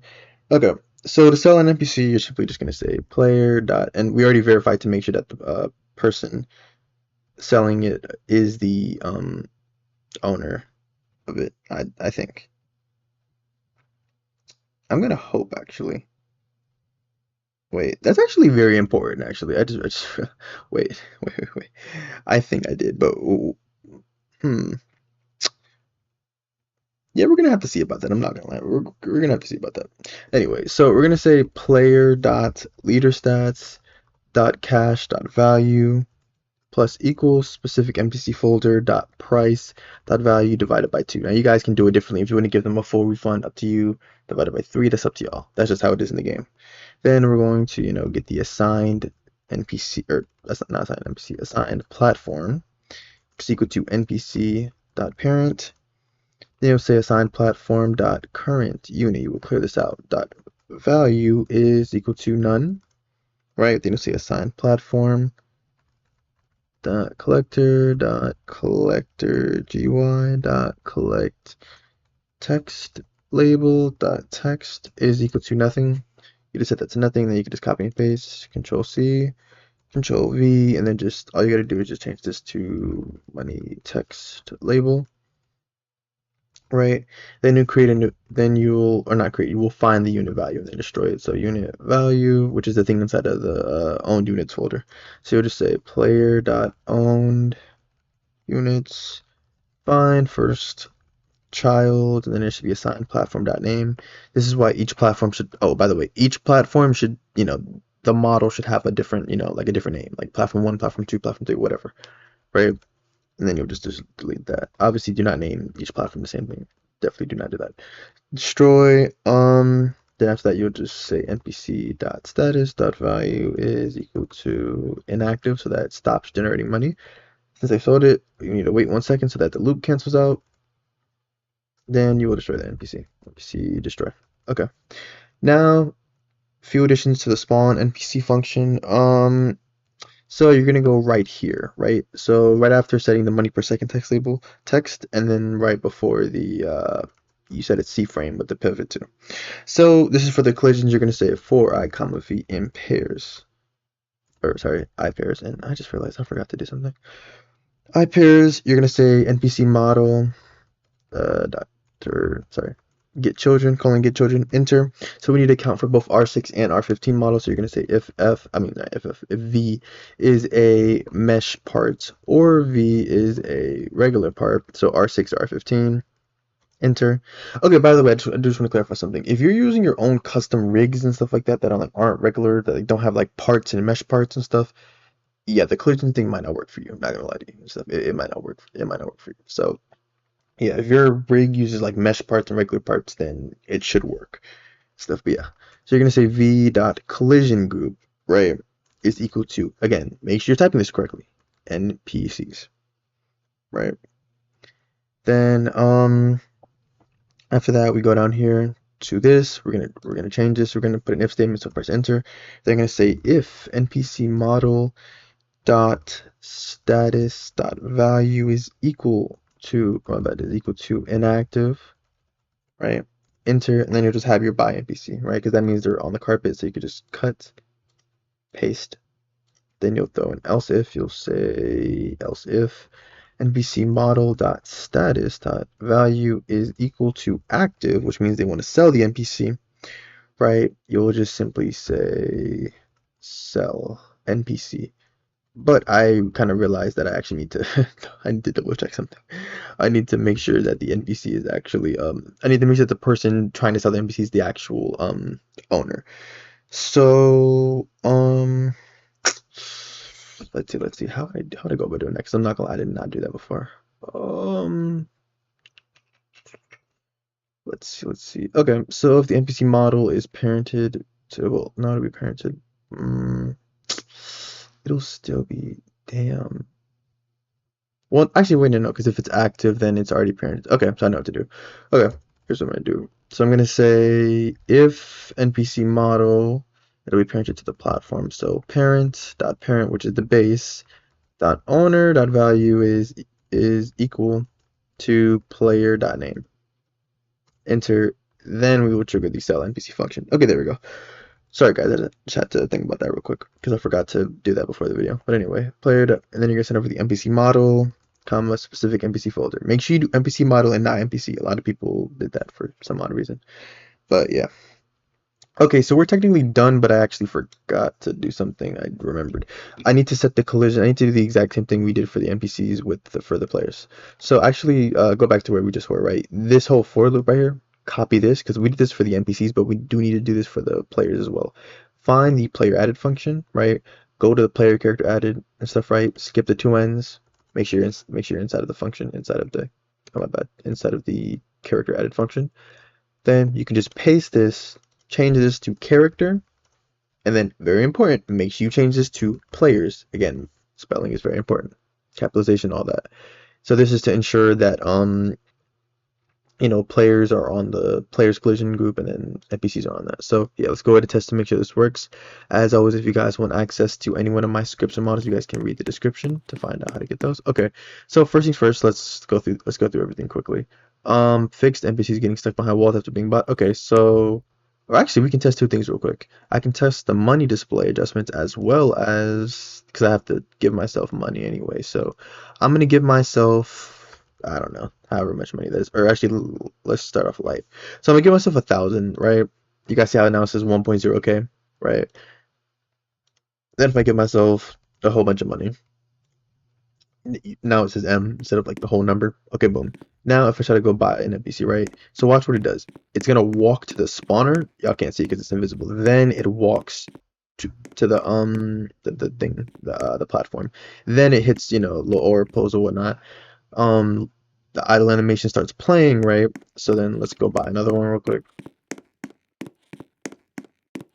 We'll go buy another one real quick. So boom, we buy it. It walks over to the spawner instead of the platform. Then it pivots, goes, and boom, right? And then collect functions work and stuff. Now we have the option to sell the NPC. Now, oh well, I have too much money to be able to see, but yeah. So pretty much if I hold, it'll take a second, then it'll destroy because it has to wait for the loop to end. But yeah, then you can sell your NPCs. As you can see, clears out the value when you sell the NPC. Boom. Okay, then the NPC is destroyed. Then you can go and get more units if you want, if you so choose to. So boom. Idle animation basis still being. So NPC made it so oh, by the way, I forgot the most important thing. So go stand in front of the NPC and watch. They walk right through me. boom, they walk straight through me. You cannot, so you no longer, because a lot of people were really bothered by this. So yeah, you don't have to worry about players obstructing the NPC. They walk straight through them. There's literally no way for them to collide with them and stuff. Now, obviously, they will collide with not to worry. NPCs will collide with like other things like walls and stuff like that, and players as well and everything. We literally just made it so that these two, like that players and NPCs cannot collide. Like I can still collide with other stuff, but yeah. So the last thing to test is base is still being locked after the player leaves. Okay, so we're gonna simulate a test for me leaving server. So I'm gonna switch to the server side. I'm going to disconnect my player. As you can, why am I so stupid? I just forgot. I just realized I need to lock the base first. I'm so stupid. My bad, guys. Okay, so I'm gonna go over here. I'm gonna lock the base, right? Okay, boom. So here's what's gonna happen. The and I just realized I have to test on a two-part. Okay, you know, I don't feel like doing it. Okay, well, look, you guys let me know if it doesn't work, then I'll address it. But I know it works already. Okay, I don't feel like starting a test server with like two NPCs and stuff. Anyway, so I hope you guys enjoyed the video. If you did, definitely leave a like, subscribe if you're new and stuff like that. Thank you for all the love and support you guys have shown on the channel for all my series, Grow a Garden, Steel, Brainrot, Forsaken, whatever. And whatnot. I will continue dropping more and more parts so you guys continue to show the series more and more love. Let me know of any bugs you find, anything you want to see. Please be patient though. I am adding stuff gradually. Like I said, Steel is next. I'll get to Rebirth. I'll get to all that other stuff. You just have to be patient. Give me time. And yeah, thank you for watching the video. If you enjoyed, leave a like, subscribe, and I'll see you guys in the next video. Thank you for watching. Yo, what's good with y'all? Today's video, I got how to make Still a Brainrot part 5. Thank you guys so much for all the love and support you guys have shown on this from on my channel, especially for this series and stuff. So yeah, a lot of you guys have been, everyone wants the Steel system. So I finally brought it to y'all. Obviously to be a little experimental. I tested it a good amount and stuff, but obviously it wouldn't surprise me if there are bugs and stuff like that. So if you find any bugs, let me know. I will address them. Just be patient. I do want to go ahead and just put a disclaimer out. This is the Steel system, but I haven't created an intercept system. That'll be in the next video. What I mean by that is you can steal NPCs, but there's no way to like defend or like stop them. Like with the bat to like the baseball bat to knock them. Like that'll be in the next video. This video itself is going to be like 30-40 minutes long because it already took a lot just to do the Steel system, which I knew it would. So yeah. But yeah, so these are the changes and stuff. That's just a note for me to mention to y'all, but these are the actual changes. So fix some more potential memory leak issues and stuff, like with just memory being accrued over time. So just disconnecting some functions. Created notification systems and stuff like that because I didn't realize until someone pointed out to me. So shout out to them. That there are notifications in the game whenever you lock your base, whenever your base is unlocked, whenever someone's stealing an NPC from you. So I created a notification system. NPCs now teleport to base after being bought. So again, another thing I didn't know, in the actual game when you buy an NPC, what it does is it doesn't walk to the platform. It actually walks to like your middle, like the part, I made it walk to the spawner in front of your base. So it'll walk there. Once it reaches the spawner, it'll then automatically teleport to the thing, which is just like the game. If you want to keep it the way it currently is, to where it walks to the spawner then walks, you can do that, but this is more accurate to the game. So yeah, did that. And then last thing is just the Steel system. And then next video I'll cover the bat and stuff. Yeah, so how to stop people, like using the bat and everything, and maybe like introduce like the Rebirth system and all the other stuff. But yeah, okay, so let's go ahead and let's get straight into the video. Okay, so first things first, right? We need to go ahead and just add one thing with the UI. So in all honesty, what we can do is we can go ahead and just duplicate the money text label. So you can just select that, just press duplicate, right? Then you can set the background transparency to 0.5. Just drag it over here to like the bottom middle of your screen. We do need it to be wider, so we can set it to like 400. Then I'm just gonna drag this so that it's like nice, just nice and in the middle and stuff. You're gonna want to rename this text label to notification text label, right? Then I'm gonna set the text color to probably black by default. Then, because I'm going to change the text color based on whatever the notification is, then I'll change text stroke. The text stroke color will also be black, and then text stroke transparency will be set to 0. No text by default, and then we're going to set the background transparency for this to 1, and then you can leave it set to visible. Okay, and that's all we got to do outside the script changes. So now we go straight to the scripting. Okay, so let's go ahead and open up the core local script. We're going to want to scroll down here, right? First things first, we're going to need to add two arguments here because I need to send over more information from the server. So we're going to say arg2, or sorry, comma arg2, comma arg3, right? Then we're going to go right here, right? You guys know this is where it checks to see if the person, if the player, this is the code is currently running for is the player who just locked their base, or if this is for someone else's base. So we're going to go right here and you're going to say else if base dot owner dot value is equal to player.name, which pretty much means like, okay, this player is locking their base into like this is the player who's locking their own base. Then you want to notify them that hey, your base has been locked. So we're gonna say core GUI.notification text label dot text. Or sorry, we're gonna set the text color first. So text color 3 is equal to color3 dot new. You can set this to whatever color you want. I opted for green, so I said 0.33, comma 1, comma 0. Enter, then you'll say core GUI the notification text label dot text. You can set the text to whatever you want it to be, it doesn't matter. I'm gonna say you have locked your base, exclamation mark. Then after that, we're gonna set up a task delay. We're gonna say task dot delay. After 3 seconds, you can set the duration to however long you want it to be, comma function, close parentheses, enter.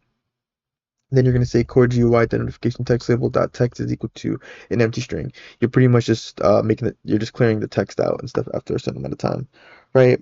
Then after that, we're gonna go down. You're gonna go right before right here. So in between the for loop and setting the wall lock can't collide to false.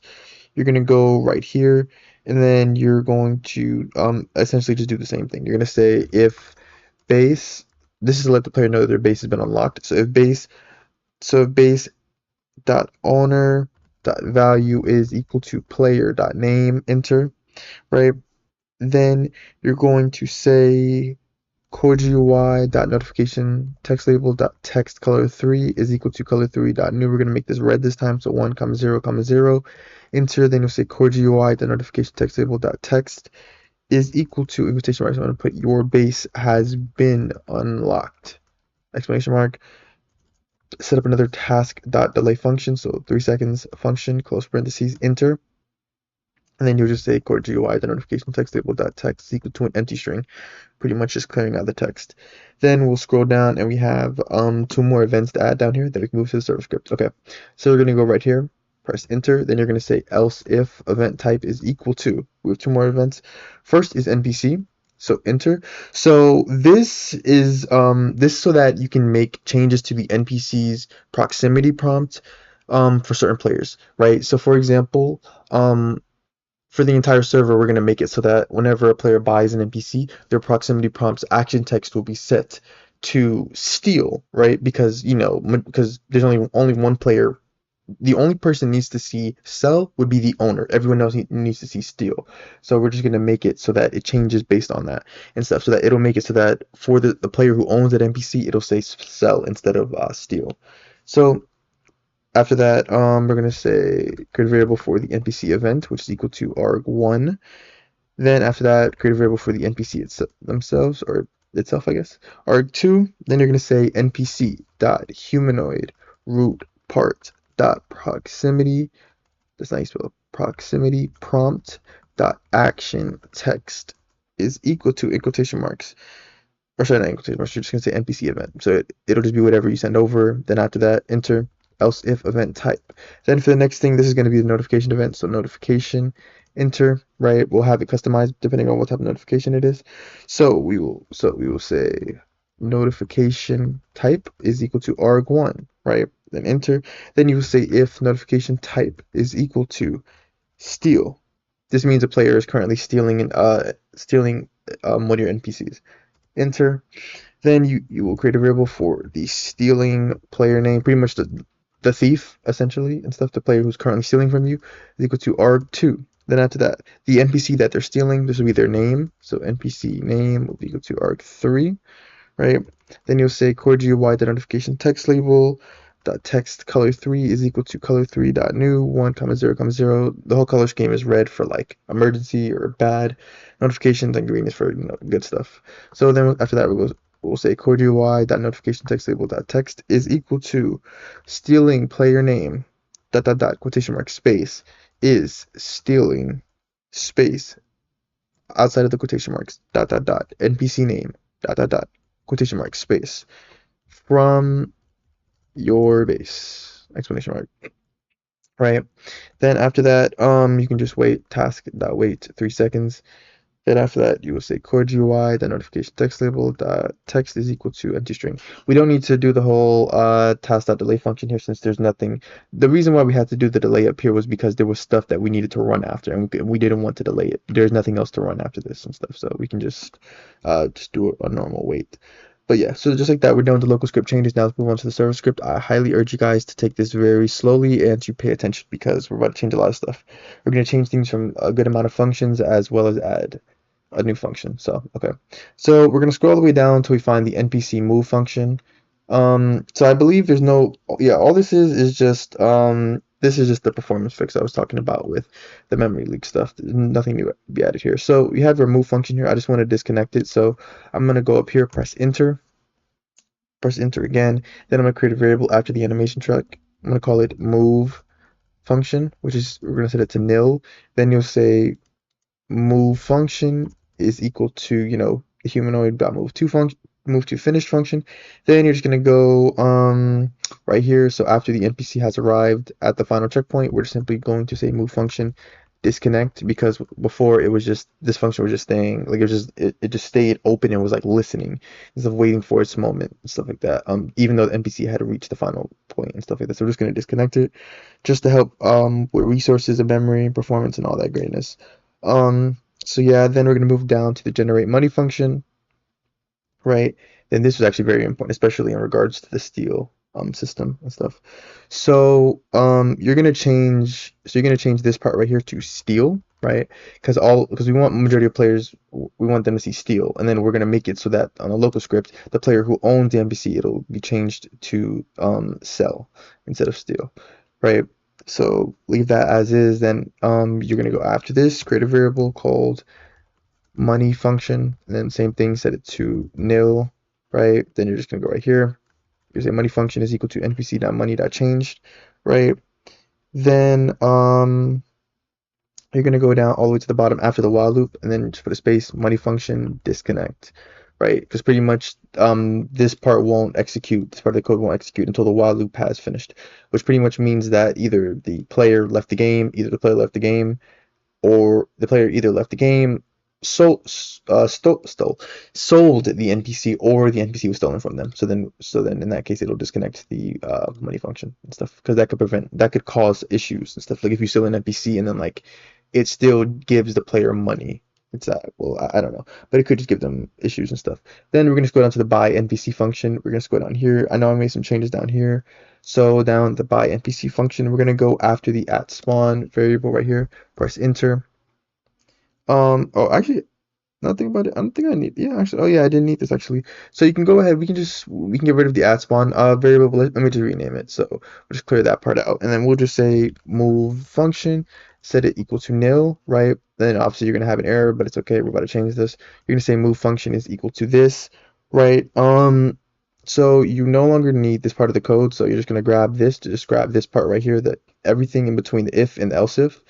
You're just gonna grab this, grab all of that, right? Copy or cut, right? Then you can delete this part right here. Boom, delete that, and then just paste that, and then boom, right? So then we have move function is equal to npc.humanoid.move to finish, reach task.wait 0.1. Then yep, that remains collect, active, task.delay.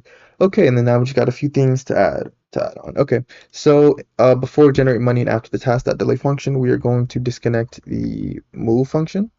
We're gonna disconnect that. Then I'm gonna say npc.humanoid root part dot proximity prompt dot action text is equal to steal, right? Then after that, I'm gonna fire them. What event? I'm gonna say core event fire client singular. Then you're gonna, put specific player, comma, and quotation marks NPC, all caps, comma, quotation marks cell, comma, and then send over the specific NPC model. Make sure it's not NPCs with an S. Make sure it's just a singular NPC, right? And then yeah, this is gonna make it so that the player who owns it they're gonna see sell instead of steal, while every other player and stuff, the players who don't own the NPC, they'll see steal, right? So then we have our generate money and everything, and then yeah, that's all the changes for the buy NPC function and stuff, right? This will make it so that it just teleports instead of walks to the spawner, then walks to the platform. It'll just automatically teleport once it reaches the spawner itself. Then we're gonna scroll down. Oh, so I think it was before. Wait, because after. Wait, no, it's before spawn NPC. Okay, so it's in between these two. Yeah. So in between. Yeah, yeah. Okay, I get it now. In between these two. So okay. So in between the sell NPC and spawn NPC function, we're gonna create our new function here. This is going to be our steal function. It's gonna be a lot of typing, so I hope you guys are ready. So we're gonna say local function. Let me just double check to make sure we are good. Okay, we're good. So we're gonna say local function, right? And space, you're gonna say steal NPC in parentheses. You're going to put stealing player. That is the thief, the player who's currently stealing the NPC from the from whoever owns it. Comma. Then obviously the NPC being stolen. Then comma. Assigned platform. Now I do want to specify assigned platform. This means because obviously we need to check to make sure that the player trying to steal the NPC has a platform that they can actually steal the NPC from and stuff, right? I just want to clarify something. So this is not the platform that the NPC is currently assigned to. This is the assigned platform that the player is going to take the NPC to. Like when they reach, if they make it back to their base in their spawner, it'll be teleported to that platform. I just want to clarify that. So then press enter. Then we'll create a variable for the stealing character. Again, this is the player. This is the player's character. This is the character for the player who is stealing. So stealing character is equal to stealing player dot character, right? Then we will say NPC will update the status so that they stop making money. NPC dot status the value is equal to stolen. That's not. Damn, I can't spell. Okay, stolen. Then press enter. Then you say NPC dot humanoid root part because remember the humanoid root part is supposed to be anchored. Humanoid root part. We'll say dot proximity. Proximity prompt dot enabled. We'll set that to false, right? Then I will use a for loop. I'll say for I comma v in I pairs, and then we will say NPC. Then we will say NPC dot head dot info GUI get children close parentheses enter, right? Then we will say v dot visible is equal to false. And stuff. This is making it so that all the UI is not visible like above their head because all you should see is just that it's being stolen. That's something you should see. And now we're going to set that now. We're going to say npc.head.info GUI, and then you're going to say .name text label .text is equal to in marks in all caps. You're just going to put stolen. After that, you're going to say npc.head.info GUI .name text label, and then you're going to change the text color. You're going to say text color 3 is equal to color 3 dot new, and of course we're going to make this red, so 1 comma 0 comma 0. Then after that you're going to say npc dot head dot info GUI dot name text label dot visible is set to true. Then you're going to create a variable for the victim player, the player who's currently being stolen from. You'll say victim player is equal to game dot players find first child. We can find their parent. We can find whoever owns it by saying npc.parent, because remember the NPC is still parented to the assigned platform of its current owner and stuff like the victim who's being stolen from right now. So we'll say .parent, which will be the assigned platform model, then .parent again, which is the actual base model, and then we'll say .owner, then .value, and that's how we'll get the username. Then we'll fire the remote event. We'll say core event. We're then going to notify the player that their NPC is being stolen from them. So fire client, fire it to the victim player and stuff, right? Comma, in quotation marks, put notification, comma, after that, you're going to put steal to let them know it's being stolen from them. Then stealing player dot name will let them know who's stealing from them, as well as the NPC name dot value, so the name of said NPC being stolen from them. Then after that, we're going to use another for I loop. We're going to say for I comma v in I pairs, and then for this you're going to say NPC get children close parentheses enter, right? You're going to say if v is a in quotation marks mesh part, you need to account for both R6 and R15s, or v is a regular part, enter. Then you'll say v.anchored is equal to false, right? Make sure it's not anchored, and we also need to make sure can't collide is turned off. Can't collide is false. Then we'll skip the two ends. So what we're gonna do is to avoid it like you picking up the NPC and then like it like teleporting you like behind the wall or something like that. We're gonna pretty much like make it so that like the player is like teleported back to their current. We're essentially going to record their current coordinates, and then we're going to teleport them back. But you're not going to see it. You're not going to see it happen though. Like it's gonna happen so fast that you're not going to actually see your player teleport. It's going to look like your player's just standing in the same spot and stuff. But in reality, they were moved and they were teleported back. So we're going to take almost like taking a screenshot of the coordinates. We're going to say current C-frame is equal to stealing character dot humanoid root part dot C-frame, right? Then after that, we're going to create a weld. This weld is how we're going to make it so that the NPC can walk, so that the player can walk with the NPC. Now this is very important, but again, it's something very important because I can already imagine people having issues with this. So weld is equal to instance.new. I wonder if welds are so they're not manual welds or not deactivated. What's the word I'm looking for? Not defective. Deprecated. Okay, so what welds are. Anyway, so we're gonna create a weld and we're gonna say welds.part 0 is equal to npc.humanoid root part. Make sure NPC has a humanoid root part. Then after that, you're gonna say weld dot part 1 is of course equal to the stealing characters humanoid root part, right? Then press enter. This is very important. Weld.c, I think that's it. Yeah, C0. Yeah. So this is the C frame, right? Is equal. So this, you're setting the C frame of the NPC, right? So I'm going to say C frame.new. Now I want to clarify something, okay? I am setting this for myself. There's no guarantee this exact coordinates will work for you. It may work, but it may not. So I'm going to say 0.5, comma, negative 1, I'm bad, 1.5, comma, 3, right? Remember, X, Y, Z. Look at it right there. X, Y, Z. X controls how far they are either to the left or to the right. Y controls how far they are above the ground or below the ground. And then Z controls how far they are in front of you or if they're behind you, right? So if the NPC, I'm going to say this loudly so you guys understand. If the NPC is too far to the left, too far to the right, change X. If they're too far in front of you, they're too far behind you, change Y. If they are, if they are, if you're like glitching in the ground where like their body parts are colliding with the ground, you need to make them stand off of the ground, which means you need to increase Y. You need to make this higher. So, and just in case common sense isn't, you don't have it or whatnot, right? If you're like, let's say you're increasing this number right here, like you went up to 1, then 2, then 3, and like the opposite effect, like you need the NPC to be closer to you, but they keep moving away from you and stuff, right? Then do the opposite, right? Take away, decrease. You may have to go into the negatives and stuff. It may be a positive number you need or a negative number, right? You have to mess around. Do not ask me for help with this. Don't ask me for help. I've explained to you guys how it works. You guys have to mess around with this until you get it to work to whatever way you want it to. It's not that difficult to understand. All you gotta do is mess around with the numbers until the NPC is standing right, in front of you or wherever you want it to be. And so I cannot help you with that. I'm not gonna sit here and do that for you because that's a very simple thing you can do yourself.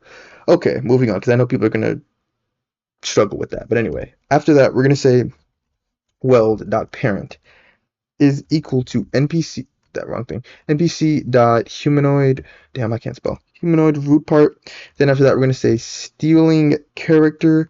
You're then going to say pivot to, then you're going to say currency frame. So I'm saying it's going to happen so fast, you're not even going to notice it. You're not even going to notice what happened, to be completely honest. Then we're going to use a for loop. So this is where things get a lot, actually. I'm gonna just type this myself, actually. So I'm gonna say for I comma v in I pairs. Then I'm gonna say workspace get children, enter. Then we're gonna say if v find first child owner. Remember, we're looking for a base, and then v dot owner dot value, making sure that the player owns it specifically. Make sure you do stealing player dot name, enter, right? Then you create a variable for the stealing base v, so the home base for the thief. Then you'll create two variables. Yeah, spawn function first and foremost. So this to nil. Then create is secured, which should be set to false. This is a boolean. So is secured. All that means that the NPC has made it back to home base and it's secured in a platform, just so that this function doesn't, just so that the code doesn't run multiple times for this function.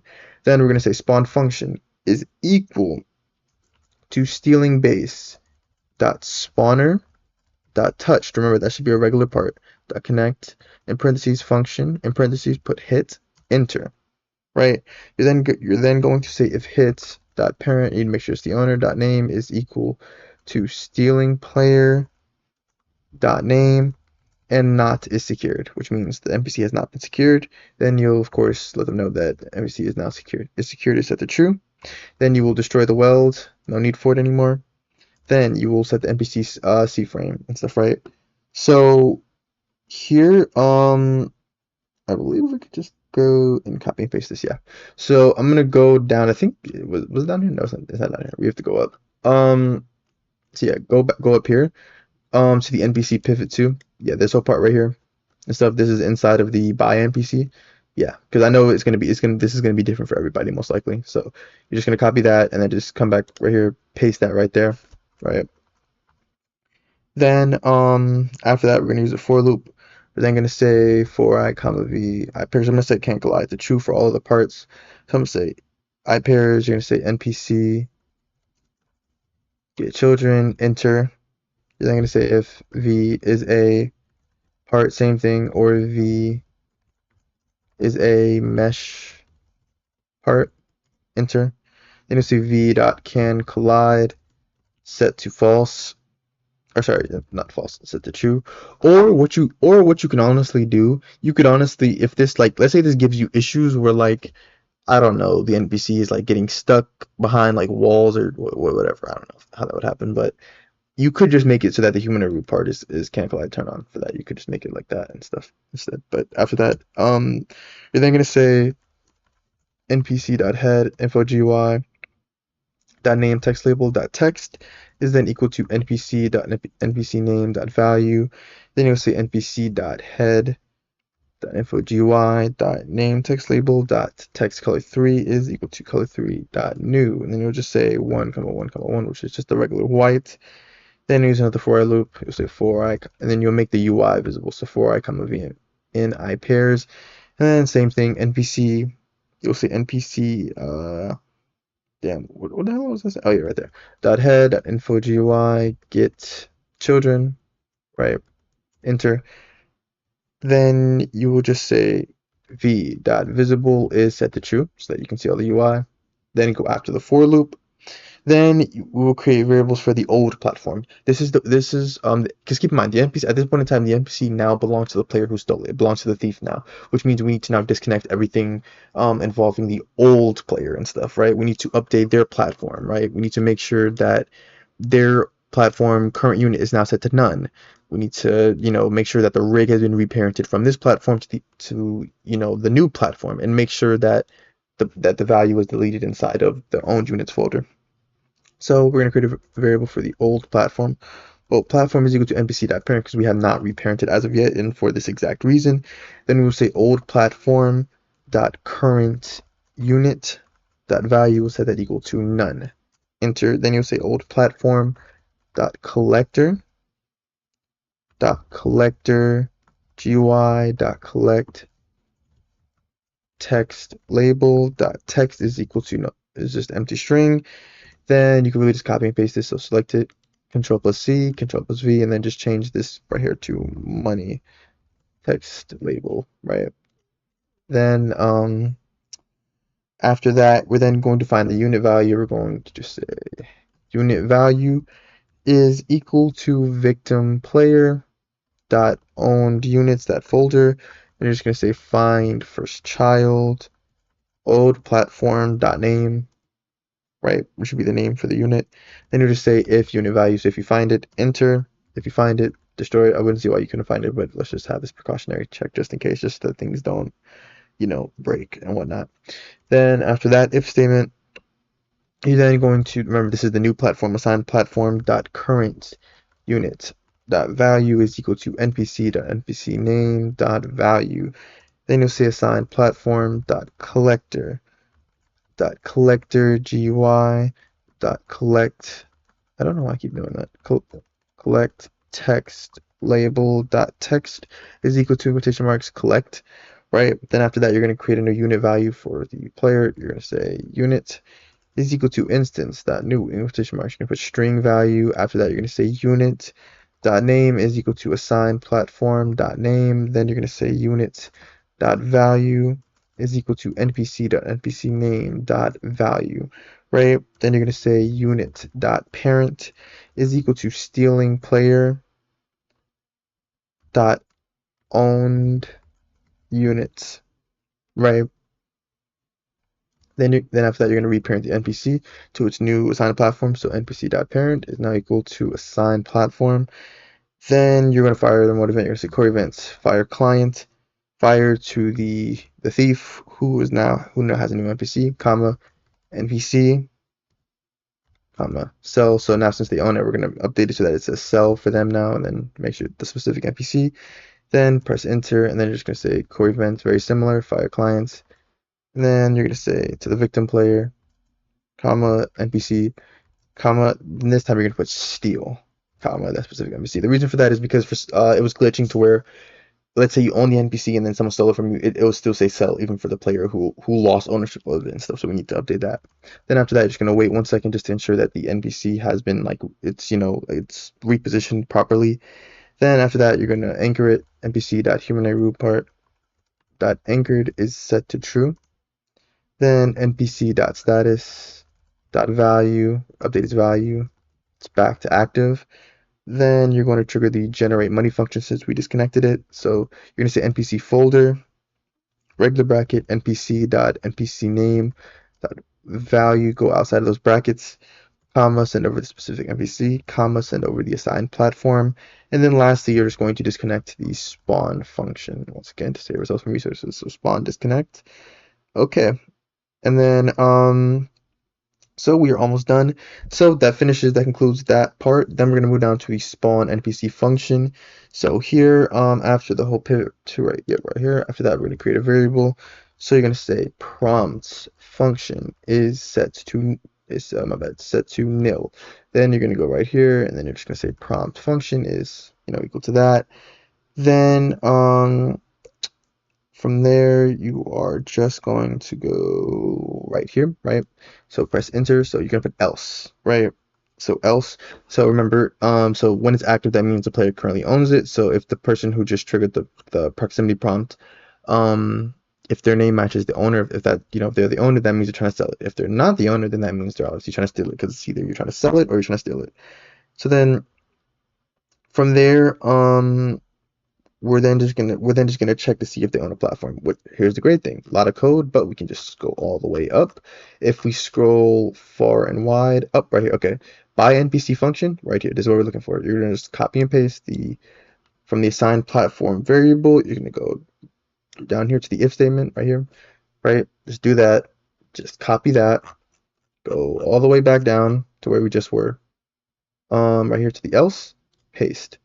Right, then just I think a few minor changes. I'll just double check everything.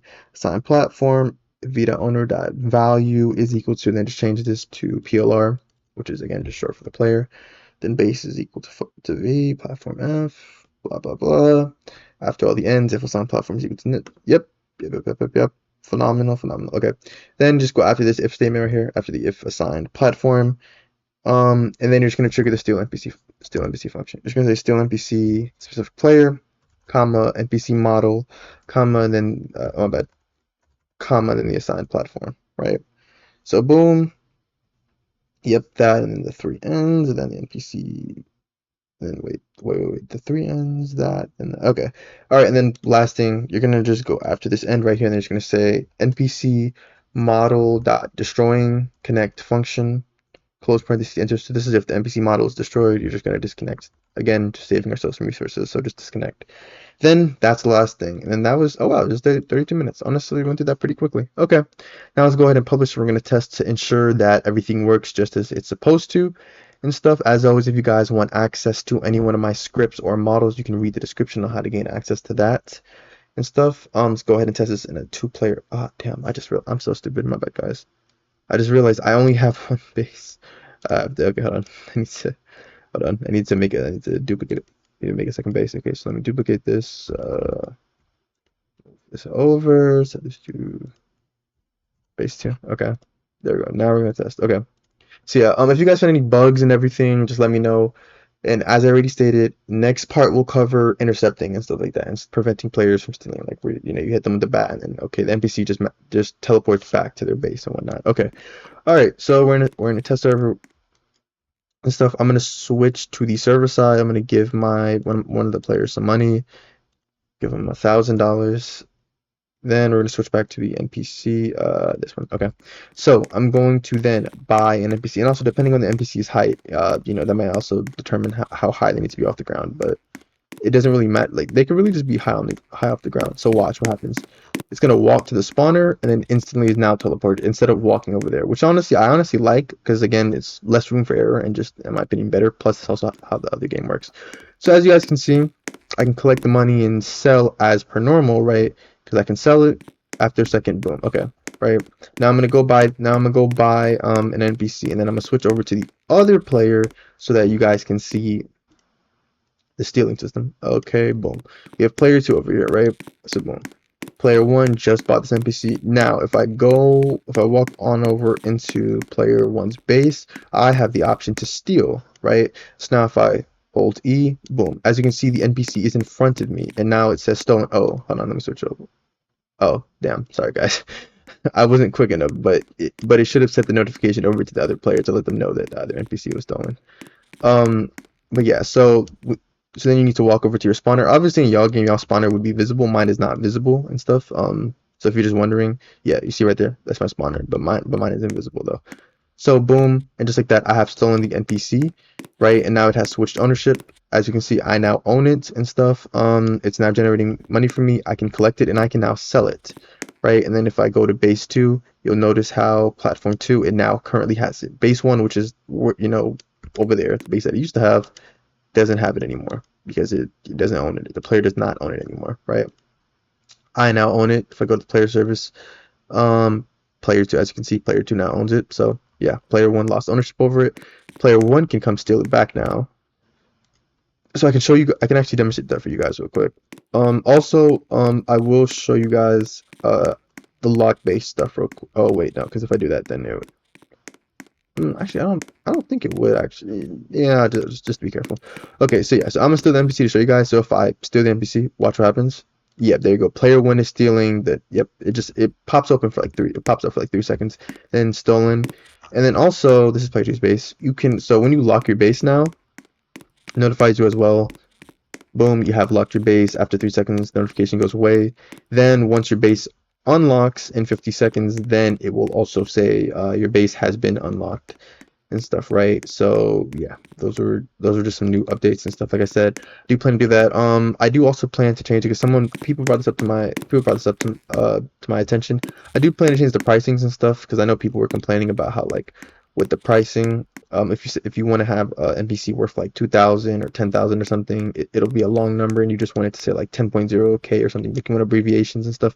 So I'll probably just add that and stuff. But yeah, like I said, I'll add the whole baseball bat and everything into the next part for you guys. And then yeah, let's just wait these last 20 seconds just to test notification stuff. But yeah, if you guys enjoyed the video, definitely leave a like and subscribe and stuff. Don't worry, more Still a Brainrot is on the way and stuff. Just be patient, guys and stuff, but I'm definitely focusing on this series now since you guys have been showing me love and support. Continue showing the series love and support, and I'll continue dropping more and more videos, and just like that, it works. Boom, your base has been unlocked. Phenomenal. Okay, so yeah, hopefully, part 6 is tomorrow. Should be dropping tomorrow and stuff. Hopefully, I got still a bear for the entire weekend for you guys. If you enjoyed this video, definitely leave a like, subscribe. Let me know if any bugs you find, and I'll see you guys in the next video. Thank you for watching.